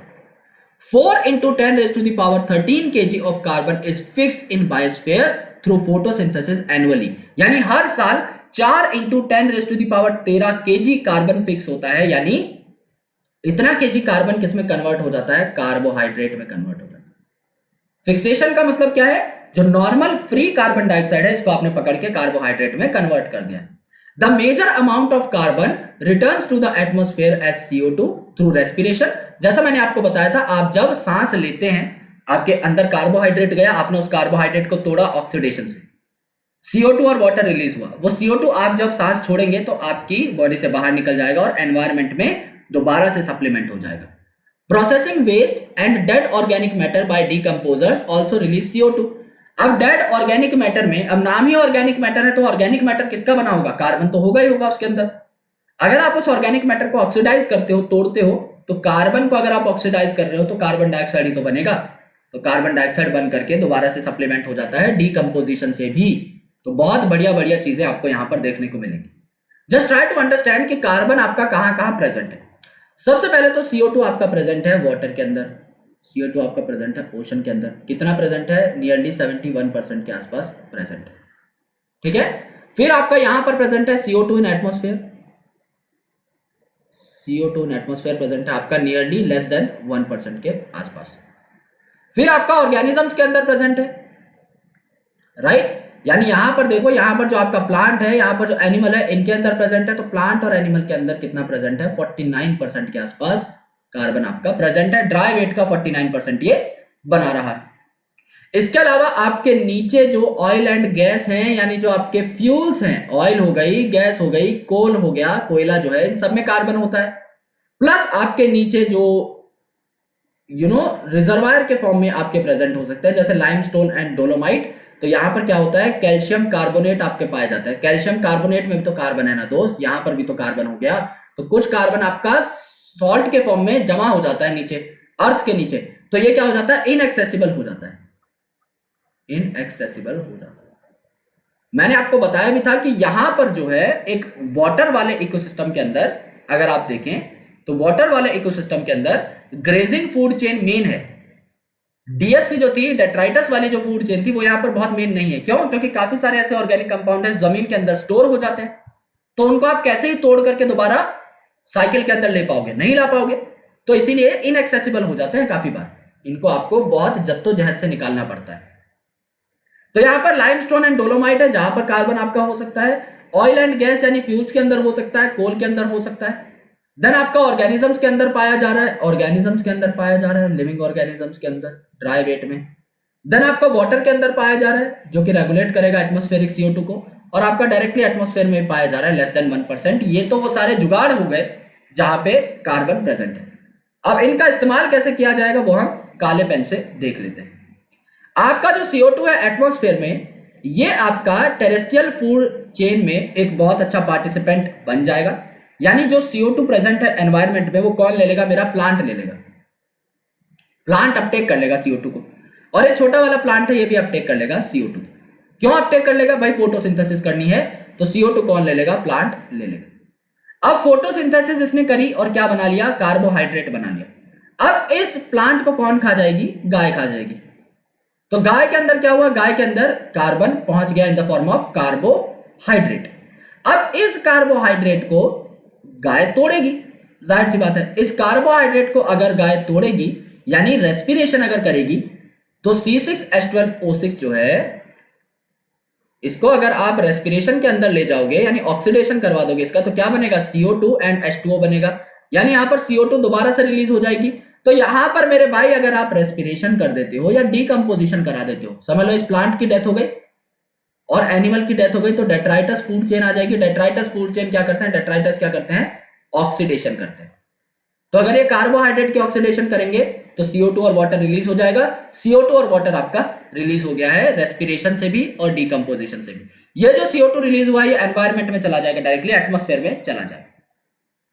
ठीक है। अब यहां पर देखो कुछ आपके प्लांट्स थे जिन्होंने खाना बनाया वाटर में यानी फाइटोप्लैंक्टन वगैरह, इन्होंने ऑर्गेनिक सेडिमेंट के फॉर्म में स्टोर कर लिया है थोड़ा सा कार्बन। कुछ आपके प्लैंक्टन थे जिनको खा लिया गया है बाय जू प्लैंक्टन यानी एक्वाटिक फूड चेन नीचे चल पड़ी है। यहां पर भी कुछ ऑर्गेनिजम्स की डेथ हो चुकी है, तो डीके ऑर्गेनिजम्स जो है ये भी आपके डेट्राइटस फूड चेन में काम आएंगे। और कुछ आपके कैल्शियम ओरिएंटेड कैल्केरियस सेडिमेंट्स के फॉर्म में स्टोर हो जाएंगे, जैसे कैल्शियम कार्बोनेट जो मैंने आपको बताया था, यहां पर भी कार्बन मौजूद होगा। अल्टीमेटली क्या हुआ यहां पर, चाहे आप धरती के ऊपर देखें चाहे पानी के अंदर देखें, आपका जो कार्बन डाइऑक्साइड है वो रेस्पिरेशन से रिलीज होता है, कुछ आपका ऑर्गेनिक मैटर के फॉर्म में स्टोर हो जाता है जिसको आप फर्दर तोड़ करके चेन में ला सकते हैं, साइकिल में ला सकते हैं। ठीक है। अब देखो burning of forest fuel wood and organic debris जो है ये भी आपका CO2 क्रिएट करती है। अगर आप फॉसिल फ्यूल को बर्न करेंगे या फॉरेस्ट फायर वगैरह कहीं पर लग चुकी है तो उससे भी क्या होगा, CO2 रिलीज हो जाएगा। Combustion of fossil fuel and electricity और हीट जनरेशन के लिए भी CO2 रिलीज करना पड़ता है। क्या क्या हुआ अब यहां पर देखो, अगर मैं बात करूं कि आपका रिजर्वायर कहां कहां पर है, तो क्या मैं कह सकता हूं कि रिजर्वायर आपका पानी के अंदर है, ऑर्गेनिजम्स के अंदर है और आपका एटमॉस्फेयर के अंदर है। अगर यहां पर रिजर्वायर है तो इनको हम लोग यूज भी कर सकते हैं, और इनको अगर हम लोग ब्रेक करेंगे तो ultimately we will get some more things. Let's make a diagram over here to make this thing more clear. Let's say आपका ऊपर क्या है, CO2 है, CO2 in atmosphere, CO2 in atmosphere, right. ये आपने यहां पर देख लिया है, CO2 आपका प्रेजेंट है एटमॉस्फेयर के अंदर। नीचे यहां पर कोई वाटर बॉडी बना लेते हैं। ओके, नीचे यहां पर कोई वाटर बॉडी बना लेते हैं। अब ये वाटर बॉडी जो है, इस वाटर बॉडी के अंदर क्या प्रेजेंट है, CO2 प्रेजेंट है। तो आपका क्या हो जाएगा, CO2 in ocean, in ocean. तो ये हम रिजर्वायर बना रहे हैं, पहले कहां कहां आपका CO2 प्रेजेंट है। ठीक है। अब यहां पर इस वाटर बॉडी के साथ में हम बना लेते हैं धरती। तो ये जो धरती है, इस धरती के अंदर काफी सारी चीजें पाई जा सकती है, राइट। ये जो धरती है इसके अंदर क्या पाए जा सकते हैं, फॉसिल फ्यूल पाए जा सकते हैं, फॉसिल फ्यूल पाए जा सकते हैं, ऑयल है, गैस है, कोल है, ये सारी चीजें पाई जा सकती हैं। तो यहां पर भी CO2 आपको अच्छी मात्रा में देखने को मिलेगा, CO2 आपका बढ़िया मात्रा में देखने को मिलेगा। एंड देन यहां पर इस धरती के ऊपर ऑर्गेनिजम्स हैं, इन ऑर्गेनिजम्स में भी आपको देखने को मिलेंगी सारी की सारी चीजें। So let's make a plant over here. यहां पर हम एक प्लांट की बात कर लेते हैं। तो ये आपका प्लांट हो जाएगा, और इसके बगल में हम लोग बना लेते हैं एक एनिमल यानी एक गाय वगैरह हम बना लेते हैं। थोड़ी सी अजीब सी बन जाए तो मुझे माफ़ कर देना, इतना प्रो नहीं हूं मैं गाय बनाने में, कोई खासा एक्सपीरियंस मेरा है नहीं, बट हाँ ठीक ठीक बन गई है, लग रही है मतलब गाय। ठीक है, ये आपकी गाय बन गई। ठीक है, यहां पर आंखें बना देते हैं। ठीक है, ये आपकी गाय बन चुकी है। अब आपका इन दोनों के अंदर क्या है, इन दोनों के अंदर भी आपका ड्राई वेट जो है, इस ड्राई वेट का 49% क्या है, कार्बन। यानी ये भी जब डेड होंगे तो आपका कार्बन यहाँ पर रिलीज हो सकता है। अब देखो क्या हुआ, एक पेन ले लेते हैं येलो कलर का, उसी से पूरी की पूरी मार्किंग हम लोग करेंगे। CO2 एटमॉस्फेयर में है, CO2 एटमॉस्फेयर से ले लिया है आपका प्लांट ने। अगर प्लांट ने CO2 ले लिया है तो क्या करेगा ये प्लांट? फोटोसिंथेसिस करेगा। प्लांट करेगा फोटोसिंथेसिस। फोटोसिंथेसिस से जो प्रोडक्टिविटी बनी उसको खा लिया किसने? एनिमल ने खा लिया। और एनिमल के अंदर अब क्या आ चुका है? कार्बोहाइड्रेट आ चुका है, जो कि इसने खाया प्लांट को, उस वजह से आया। तो यहां पर एनिमल के अंदर जो कार्बोहाइड्रेट था आपका C6H12O6 आया था लेट से, इसको जब मैं ऑक्सीडाइज कर लेता हूं तो क्या बन जाता है दोस्त? यहाँ पर CO2 एंड वाटर बन जाता है। ये CO2 क्या मैं कह दूं दोबारा सप्लीमेंट हो जाता है ऊपर? बिल्कुल कह सकता हूं। अब समझ लो ये जो प्लांट है और ये एनिमल है, इन दोनों की डेथ हो गई। अगर इन दोनों की डेथ हो गई तो इनके ऊपर डिकम्पोजर्स काम करेंगे, यानी कौन काम करेगा इनके ऊपर? डेट्राइटस फूड चेन काम करेगी। डेट्राइटस फूड चेन खुद क्या करती है? ऑक्सीडाइज करती है इन स्टोर्ड कार्बोहाइड्रेट को। तो स्टोर्ड कार्बोहाइड्रेट को डाइजेस्ट करेगी, ऑक्सीडाइज करेगी एंड अल्टीमेटली CO2 और सप्लीमेंट हो जाएगा ऊपर की साइड, यानी कि एटमॉस्फेयर के अंदर। ठीक है, एटमॉस्फेयर के अंदर सप्लीमेंट हो जाएगा। अब यहां पर CO2 जो है एटमॉस्फेयर की एज वेल एज ओशन की, ये कहां चली जाएगी? आपके प्लैंकटन के पास चली जाएगी। अब ये प्लैंकटन खाना बना लेगा। अब इस प्लैंकटन को खा कौन लेगा? एक्वाटिक ऑर्गेनिजम्स खा लेंगे। एक्वाटिक ऑर्गेनिजम्स खा लेंगे। अब इन एक्वाटिक ऑर्गेनिजम्स की जब डेथ हो जाएगी तो ये भी DFC में आपका कंट्रीब्यूट करने लगेंगे और DFC से जाने वाली CO2 सप्लीमेंट हो सकती है पानी के अंदर भी और आपकी अल्टीमेटली वो एटमॉस्फेयर में भी पहुंच सकती है। कुछ आपके जो ऑर्गेनिक सेडिमेंट है वो स्टोर हो जाएंगे। कुछ आपके ऑर्गेनिक सेडिमेंट हैं जो वो स्टोर हो जाएंगे, यहां पर स्टोर हो। ठीक है, सिमिलरली यहां पर हमने कैल्साइट, डोलोमाइट वगैरह देखा था, ये भी आपके स्टोर हो जाते हैं, जिससे कि आपको स्टोर्ड कार्बन और कैल्शियम मिल सकता है। तो ये आपके अनअवेलेबल होते हैं, ये आपको बहुत जद्दोजहद से निकालने पड़ेंगे, बहुत सारे मैकेनिकल प्रोसेस से निकालने पड़ेंगे। एंड यहाँ पर अल्टीमेटली ये जो आपका कार्बन है ये आपका कैल्केरियस ऑर्गेनिजम्स में भी जा सकता है, कैल्शियम कंटेनिंग ऑर्गेनिजम्स में जा सकता है, मोलस्क वगैरह में, यानी उनके शेल्स के अंदर। ठीक है, ये भी आपके कुछ टाइम के लिए अनअवेलेबल होते हैं। तो ये आपकी ओवरऑल साइकिल है। यहां पर फॉसिल फ्यूल है, ऑयल है, गैस है, कोल है, इनको आप बर्न करोगे या किसी भी जंगल में आग लग जाएगी तो CO2 निकलेगी, वो आपकी सप्लीमेंट हो जाएगी एटमॉस्फेयर के अंदर। क्योंकि जब भी कोई चीज जलती है वो ऑक्सीजन को कंज्यूम करती है और CO2 को क्या करती है? रिलीज करती है। तो ये आपका क्या है? ओवरऑल कार्बन डाइऑक्साइड की साइकिल हो जाएगी। कार्बन डाइऑक्साइड कहां कहां कैसे कैसे मौजूद है ये आपको देखने को मिल जाएगा। ठीक है, अब यहां पर देखो सेम डायग्राम है। Some amount of fixed carbon is lost to sediments and removed from circulation, यानी कुछ अमाउंट ऑफ फिक्स्ड कार्बन है जो हमने आपको बोला ऑर्गेनिक सेडिमेंट्स बना लेगा, ऑर्गेनिक मटेरियल है लेकिन सेडिमेंट के फॉर्म में प्रेजेंट हो जाएगा, आपका दब जाएगा वाटर बॉडी के भी नीचे, जैसे यहां पर आपको देखने को मिल रहे थे। देखो सेडिमेंट क्या थे? देखो आपके कैल्केरियस, आपके मॉलस्क के सेडिमेंट्स बन रहे थे, यहां पर आपके ऑर्गेनिक सेडिमेंट्स बन रहे थे, यहां पर लाइमस्टोन और डोलोमाइट है, कैल्साइट है, ये सारी चीजें प्रेजेंट थी। तो ये कोई अवेलेबल थोड़ी होती है, हमें ये चीजें अवेलेबल नहीं होती। बर्निंग ऑफ वुड, जब आप लकड़ी जलाते हो, फॉरेस्ट फायर में जब फॉरेस्ट जलता है, जब ऑर्गेनिक मैटर आपका बर्न होता है, कंबस्ट होता है, फॉसिल फ्यूल, वोल्केनिक एक्टिविटी या अदर सोर्सेज, कोई भी चीज जब जलती है तो CO2 रिलीज होती है एटमॉस्फेयर के अंदर। Role of human activity in carbon cycle, अगर हम डिफॉरेस्टेशन करते हैं, डिफॉरेस्टेशन अगर हो गई तो पेड़ कट गए, पेड़ अगर कट गए तो जो CO2 है जिसको वो फिक्स करके अपनी बॉडी के अंदर स्टोर कर रहे थे, CO2 को कन्वर्ट कर रहे थे इनटू कार्बोहाइड्रेट, वो नहीं हो पाई। अगर हम फॉसिल फ्यूल बहुत ज्यादा जलाते हैं, पेट्रोल डीजल ऑयल का बहुत ज्यादा इस्तेमाल करते हैं, तो CO2 का इंक्रीमेंट बढ़ जाता है, यानी इसका लेवल बढ़ जाता है इन एटमॉस्फेयर, लेकिन इसको हम यूज नहीं कर पा रहे हैं क्योंकि कौन यूज करता है CO2 को? प्लांट तो हमने पहले ही काट दिया डिफॉरेस्टेशन से, वो तो हमारा पहला वर्ड था। तो मतलब CO2 बढ़ाने के तो सारे जुगाड़ कर दिए हमने, लेकिन उसको कम करने के लिए हमने कोई जुगाड़ यहां पर नहीं अपनाया, जिससे कि हमें बहुत ज्यादा तकलीफ हो सकती है। इसीलिए हमें क्या है कि कार पूल करनी चाहिए। अगर आपको कहीं जाना ही है, किसी ऐसे दोस्त का सहारा लो जो सेम जगह पर जाता है, आपके साथ डेली अप डाउन कर सकता है, कार पूलिंग करो, शेयरिंग बेसिस पे जाओ, राइट? जो पब्लिक ट्रांसपोर्ट है उनका इस्तेमाल करो एंड डिफॉरेस्टेशन मत करो। पेड़ लगाओ ना लगाओ तुम्हारी अपनी मर्जी है, पर काटो मत, ये तो एक प्रण लेना ही चाहिए। फास्फोरस साइकिल, अब बात करते हैं कि फास्फोरस साइकिल में क्या हुआ। अब फास्फोरस साइकिल के अंदर फास्फोरस का जो मेन रिजर्वायर है वो कहां है, लैंड के अंदर है, इसीलिए इसको हमने क्या बोला, सेडिमेंटरी साइकिल बोला। तो phosphorus is a constituent of biological membrane. Biological membrane में आप क्या देखते हो, फॉस्फोलिपिड देखते हो ना, फॉस्फोलिपिड, जिन्हें आप फॉस्फोग्लिसराइड भी बोलते हो। न्यूक्लिक एसिड, अब न्यूक्लिक एसिड में क्या है, nucleic acid is a polymer of nucleotide. तो इसमें क्या है, इसमें नाइट्रोजनस बेस है, प्लस शुगर है पेंटोज, और प्लस आपका यहां पर फॉस्फेट है। तो फॉस्फेट तो यहां पर देखने को मिल रहा है। Cellular energy transfer system, energy transfer system मतलब एनर्जी करेंसी एटीपी, नाम ही क्या है, एडिनोसिन ट्राई फॉस्फेट, तो फॉस्फेट तो होगा ही।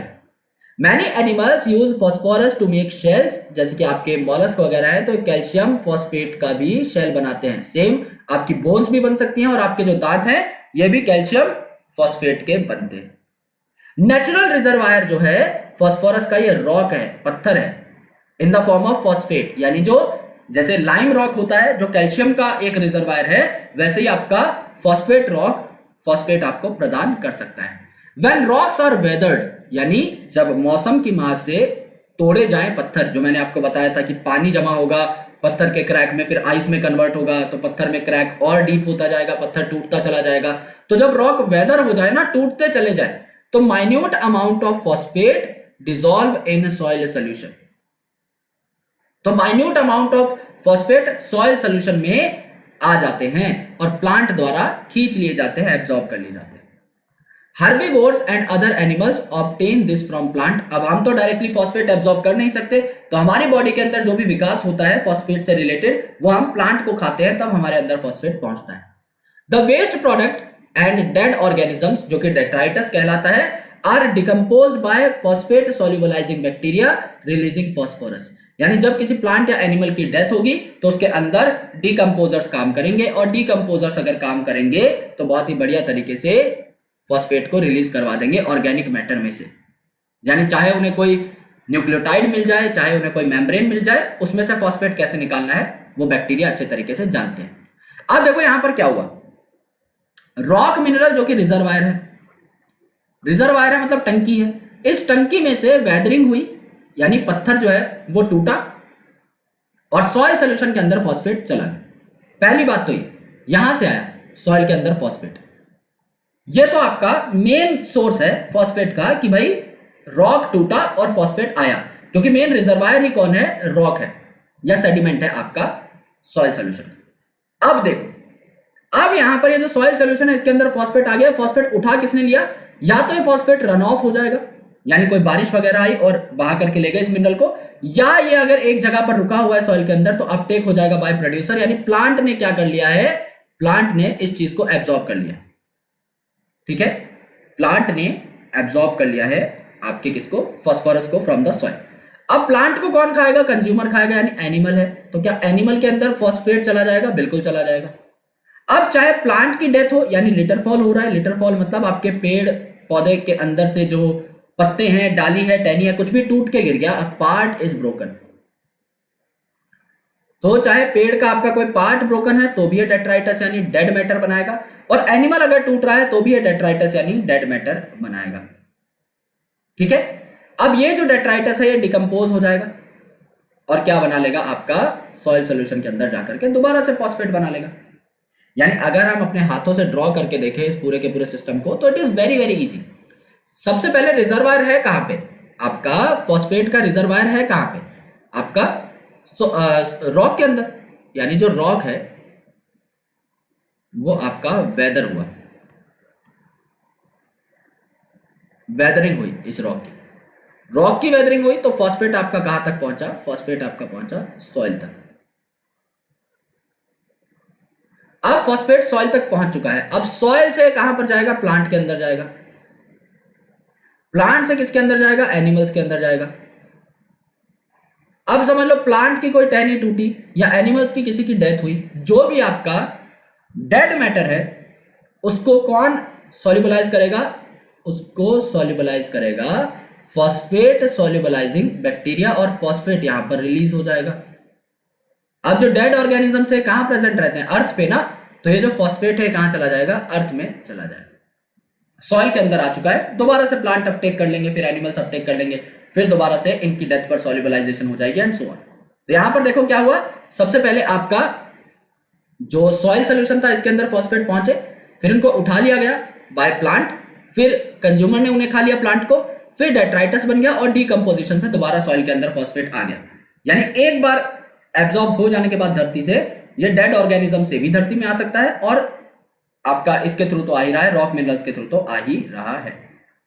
डिफरेंसेस क्या है कार्बन और फास्फोरस में? कार्बन जो है एटमॉस्फेरिक इनपुट इसका हायर है, क्योंकि ज्यादातर एटमॉस्फेयर में पाया जाता है, आपका वाटर में और एयर में, जबकि यहां पर फास्फोरस के अंदर बहुत ही छोटा इनपुट है आपका एटमॉस्फेयर का, क्योंकि ज्यादातर ये कहां पाया जा रहा है, सेडिमेंट्री है ना, ये सेडिमेंट्स में पाया जा रहा है, अर्थ के नीचे पाया जा रहा है, सेडिमेंट्स में पाया जा रहा है। ठीक है, there is gaseous exchange between organism and environment. अब देखो, एनवायरमेंट से CO2 लिया, किसने लिया? प्लांट ने लिया। प्लांट ने कार्बोहाइड्रेट बनाए, प्लांट को किसने खाया? एनिमल ने खाया। एनिमल में अब जो कार्बोहाइड्रेट गया, इसकी क्या हुई? ऑक्सीडेशन हुई। अगर कार्बोहाइड्रेट की ऑक्सीडेशन हुई तो CO2 दोबारा से कहां पहुंच गया? एनवायरमेंट में पहुंच गया, राइट। यानी यहां पर क्या है, एक साइकिल है, एक आपको साइकिल देखने को मिल रही है कि एनवायरमेंट से आया हुआ जो कार्बन डाइऑक्साइड है वो कैसे एनवायरमेंट में पहुंच जाता है। लेकिन यहां पर गैसियस एक्सचेंज नेग्लिजिबल है, एयर के अंदर आप कुछ भी रिलीज नहीं करते, जो आप सॉइल के थ्रू लेंगे वो आपको सॉइल में ही देना पड़ेगा after decomposition, after the detritus chain. Now यहां पर एक बहुत इंपॉर्टेंट टॉपिक आता है, that is called as ecosystem services. Ecosystem services मतलब ऐसी सर्विसेज, ऐसी चीजें जो कि हम इकोसिस्टम से डेराइव करते हैं। और क्या हो अगर हमें एक एक सर्विस का पैसा देना पड़े? क्या हम कभी भी इकोसिस्टम का या नेचर का कर्ज चुका पाएंगे? The answer is a big no. अगर आप एनालाइज करने की कोशिश करें कि आप जो सांस लेते हैं, जो सॉइल बनी है हजारों करोड़ों साल में, जो पॉलिनेशन होती है इंसेक्ट की मदद से, नेचर के अंदर आपको जो खूबसूरती देखने को मिलती है, जो झरने हैं, जो प्यारी सी घास है जिसके ऊपर आप रोज सुबह चलना प्रेफर करते हैं, ये सारी की सारी चीजें आपको अगर पैसे में खरीदनी पड़े तो क्या आप इन्हें खरीद पाएंगे या नहीं? तो इकोसिस्टम सर्विसेज में रॉबर्ट कॉन्स्टेंजा साहब ने क्या किया, एक टैग लगा दिया इकोसिस्टम से मिलने वाली चीजों के ऊपर, और हमें यह बताया कि अगर हम इन चीजों को खरीदने जाएं तो क्या हम खरीद पाएंगे? एंड आंसर आपको अभी थोड़ी देर में मिल जाएगा। The product of ecosystem, okay, और the product of ecosystem processes are called as ecosystem services. यानी इकोसिस्टम में जो भी चीजें होती हैं, अबायोटिक बायोटिक के इंटरेक्शन से जो भी चीजें हो रही हैं, जो पानी बह रहा है, जो बारिश हो रही है, जो पॉलिनेशन हो रही है, जो प्रोडक्टिविटी बन रही है, जो फ्रूट्स डेवलप हो रहे हैं, आपको पेड़ों से जो भी मिल रहा है, अलग अलग एनिमल्स, इंसेक्ट, माइक्रोब से जो जो मिल रहा है, ये सारी चीजें इकोसिस्टम सर्विसेज के अंदर आती है। Ecosystem services of a healthy forest, यानी एक क्लाइमैक्स कम्युनिटी अगर डेवलप हो चुकी है तो इससे आपको क्या क्या देखने को मिलेगा? Purify air and water. आपके जो इकोसिस्टम के इंपॉर्टेंट पार्ट्स हैं, ये एयर को और वाटर को प्योरीफाई करते हैं, इन्हें और ज्यादा फ्रेश बनाते हैं, इसीलिए एक फॉरेस्ट में आपको जाकर के सुकून महसूस होगा। मिटिगेट ड्रॉट एंड फ्लड, यानी अगर आपका कहीं पर सूखे का खतरा है या बाढ़ का खतरा है तो फॉरेस्ट उसको भी रोकने का प्रयास करते हैं। साइकिल न्यूट्रिएंट्स, यानी जो भी चीजें डेड हो जाएंगी उनसे न्यूट्रिएंट निकाल करके दोबारा से साइकिल में लेकर आना, किसी भी चीज को वेस्ट ना होने देना, ये भी आपका इकोसिस्टम सर्विसेज का एक पार्ट है। जनरेट फर्टाइल सॉइल, सॉइल का बनना और उसकी फर्टिलिटी का बरकरार रहना just because of the mineral recycling is also part of ecosystem services. Provide wild life habitat, हम जो जानवर देखते हैं, जो प्लांट देखते हैं, जो अलग अलग इंसेक्ट देखते हैं, वो सारे के सारे इंसेक्ट जानवर कहां रहना प्रेफर करते हैं? अच्छे स्टेबल इकोसिस्टम के अंदर। उन्हें वो हैबिटेट प्रोवाइड करना, उन्हें वो जगह प्रोवाइड करना जहां पर वो सुकून से रह सके, ये भी जंगल का काम है। मेंटेन बायोडाइवर्सिटी, लास्ट वाला पॉइंट ही हो गया, यानी आप लिविंग ऑर्गेनिज्म की डाइवर्सिटी को मेंटेन कैसे कर सकते हैं? आप चाहते हैं कि एक जंगल में लाखों स्पीसीज रहें, लेकिन उसके लिए आपको उतना प्रोडक्टिव भी होना पड़ेगा, तो प्रोडक्टिविटी भी कौन बढ़ाता है? आपका एक स्टेबल इकोसिस्टम बढ़ाता है। पॉलिनेट क्रॉप, इंसेक्ट की मदद से या अलग अलग एनिमल सोर्सेज की मदद से पॉलिनेशन हो सकती है, तभी आपको नेक्स्ट वेजिटेशन देखने को मिलती है। अगर पॉलिनेशन ना हो तो क्रॉप नहीं उग पाएगी, आप कुछ भी खाना नहीं खा पाएंगे। Provide storage site for carbon, अब कार्बन अगर खुला प्रेजेंट है तो आपके लिए एक पॉल्यूटेंट की तरह काम करता है, लेकिन प्लांट अपने शरीर में स्टोर कर लेता है कार्बन को, अपने स्ट्रक्चर का पार्ट बना लेता है, विच इज नॉन पॉल्यूटिंग। यानी कार्बन फिक्स होकर के क्या बना लेता है? कार्बोहाइड्रेट बना लेता है। Provide aesthetic, cultural and spiritual value. काफी सारे ऐसे पेड़ पौधे हैं जिनके साथ हमारी आस्थाएं जुड़ी हुई हैं, जिनमें हम भगवान देखते हैं। जैसे तुलसी को हम आंगन में लगाते हैं, भगवान देखते हैं। पीपल है, बरगद है, उनके अंदर हम भगवान को ढूंढते हैं। तो स्पिरिचुअल वैल्यू यानी हमारी आस्था उनके साथ जुड़ी हुई है। काफी ऐसे पेड़ पौधे जिनके साथ हमारी कल्चरल वैल्यूज जुड़ी हुई है। जैसे दिवाली होती है तो आप एक पर्टिकुलर पत्ता आता है, मेरे को नाम याद नहीं आ रहा, उस पेड़ के पत्ते तोड़ तोड़ कर जो है अपने घर के बाहर लगाना प्रेफर करते हैं। That is also a cultural value.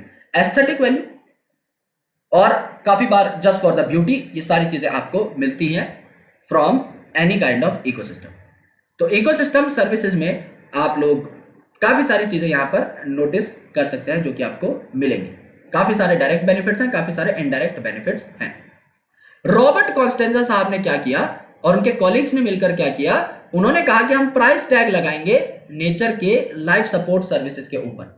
यानी नेचर से हमें जो भी मिलता है ना, उस पर हम एक टैग लगा देंगे कि इसका प्राइस इतना होना चाहिए। जैसे ऑक्सीजन सिलेंडर का आपको अच्छे तरीके से पता लग गया होगा जब से कोविड आया है कि काफी लोग जिनको हाइपोक्सिया हो गया था, एनोक्सिया हो गया था, उन्हें ऑक्सीजन की जरूरत पड़ रही थी while getting treatment for COVID-19. At that point of time, you must have recognized that how costly oxygen cylinders are, and they can only supplement your life for 1 day or 2 day.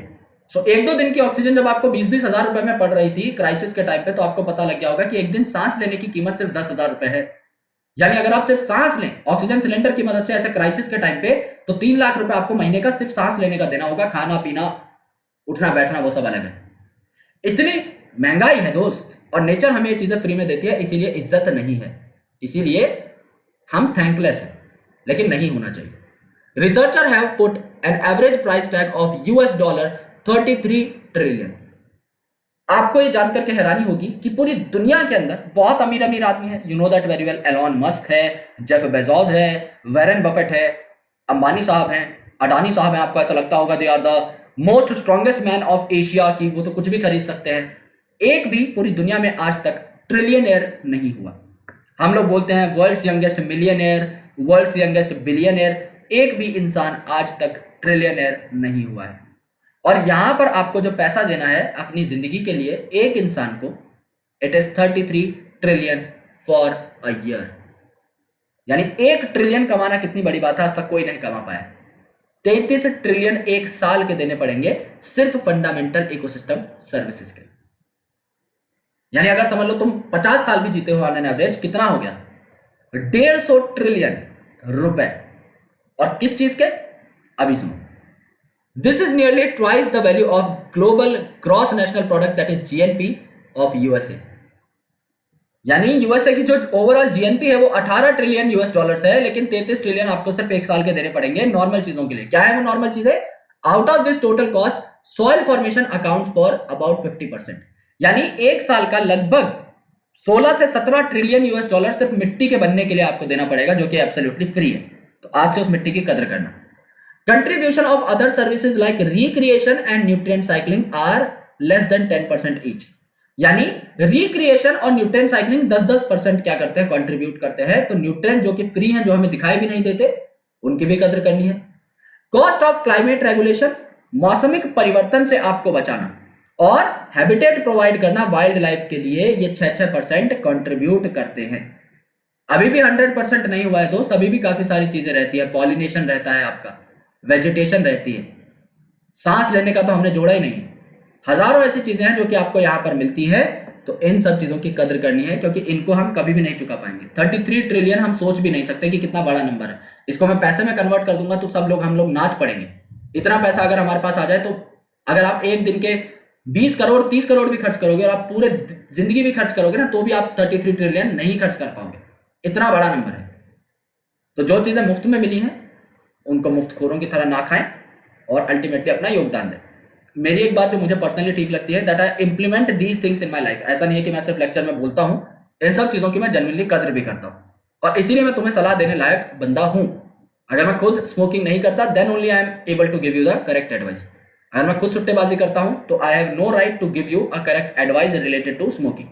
That's why I usually care for all these things, right? तो पेड़ जहां लगा सकते हो, जितने लगा सकते हो लगाया करो, और इन चीजों का संरक्षण भी करा करो। किसी को काम का हार्म नहीं पहुंचाना है। इकोसिस्टम सर्विसेज की ये बात सबसे बढ़िया लगी हमें, इसीलिए इस टॉपिक को इनकॉर्पोरेट किया है इन द एनसीईआरटी बुक। तो आई होप आपको ये लेक्चर समझ में आ गया होगा। मिलते हैं आप लोगों से अगले लेक्चर के अंदर, जहां पर इकोलॉजी के कुछ और टॉपिक्स के बारे में क्लियर कट कन्फाइंड डिस्कशन होगी। So thank you so much guys, lots of love, Jai Hind, bye bye, take care, और मिलता हूं आपसे अगले सेशन के अंदर। शुक्रिया।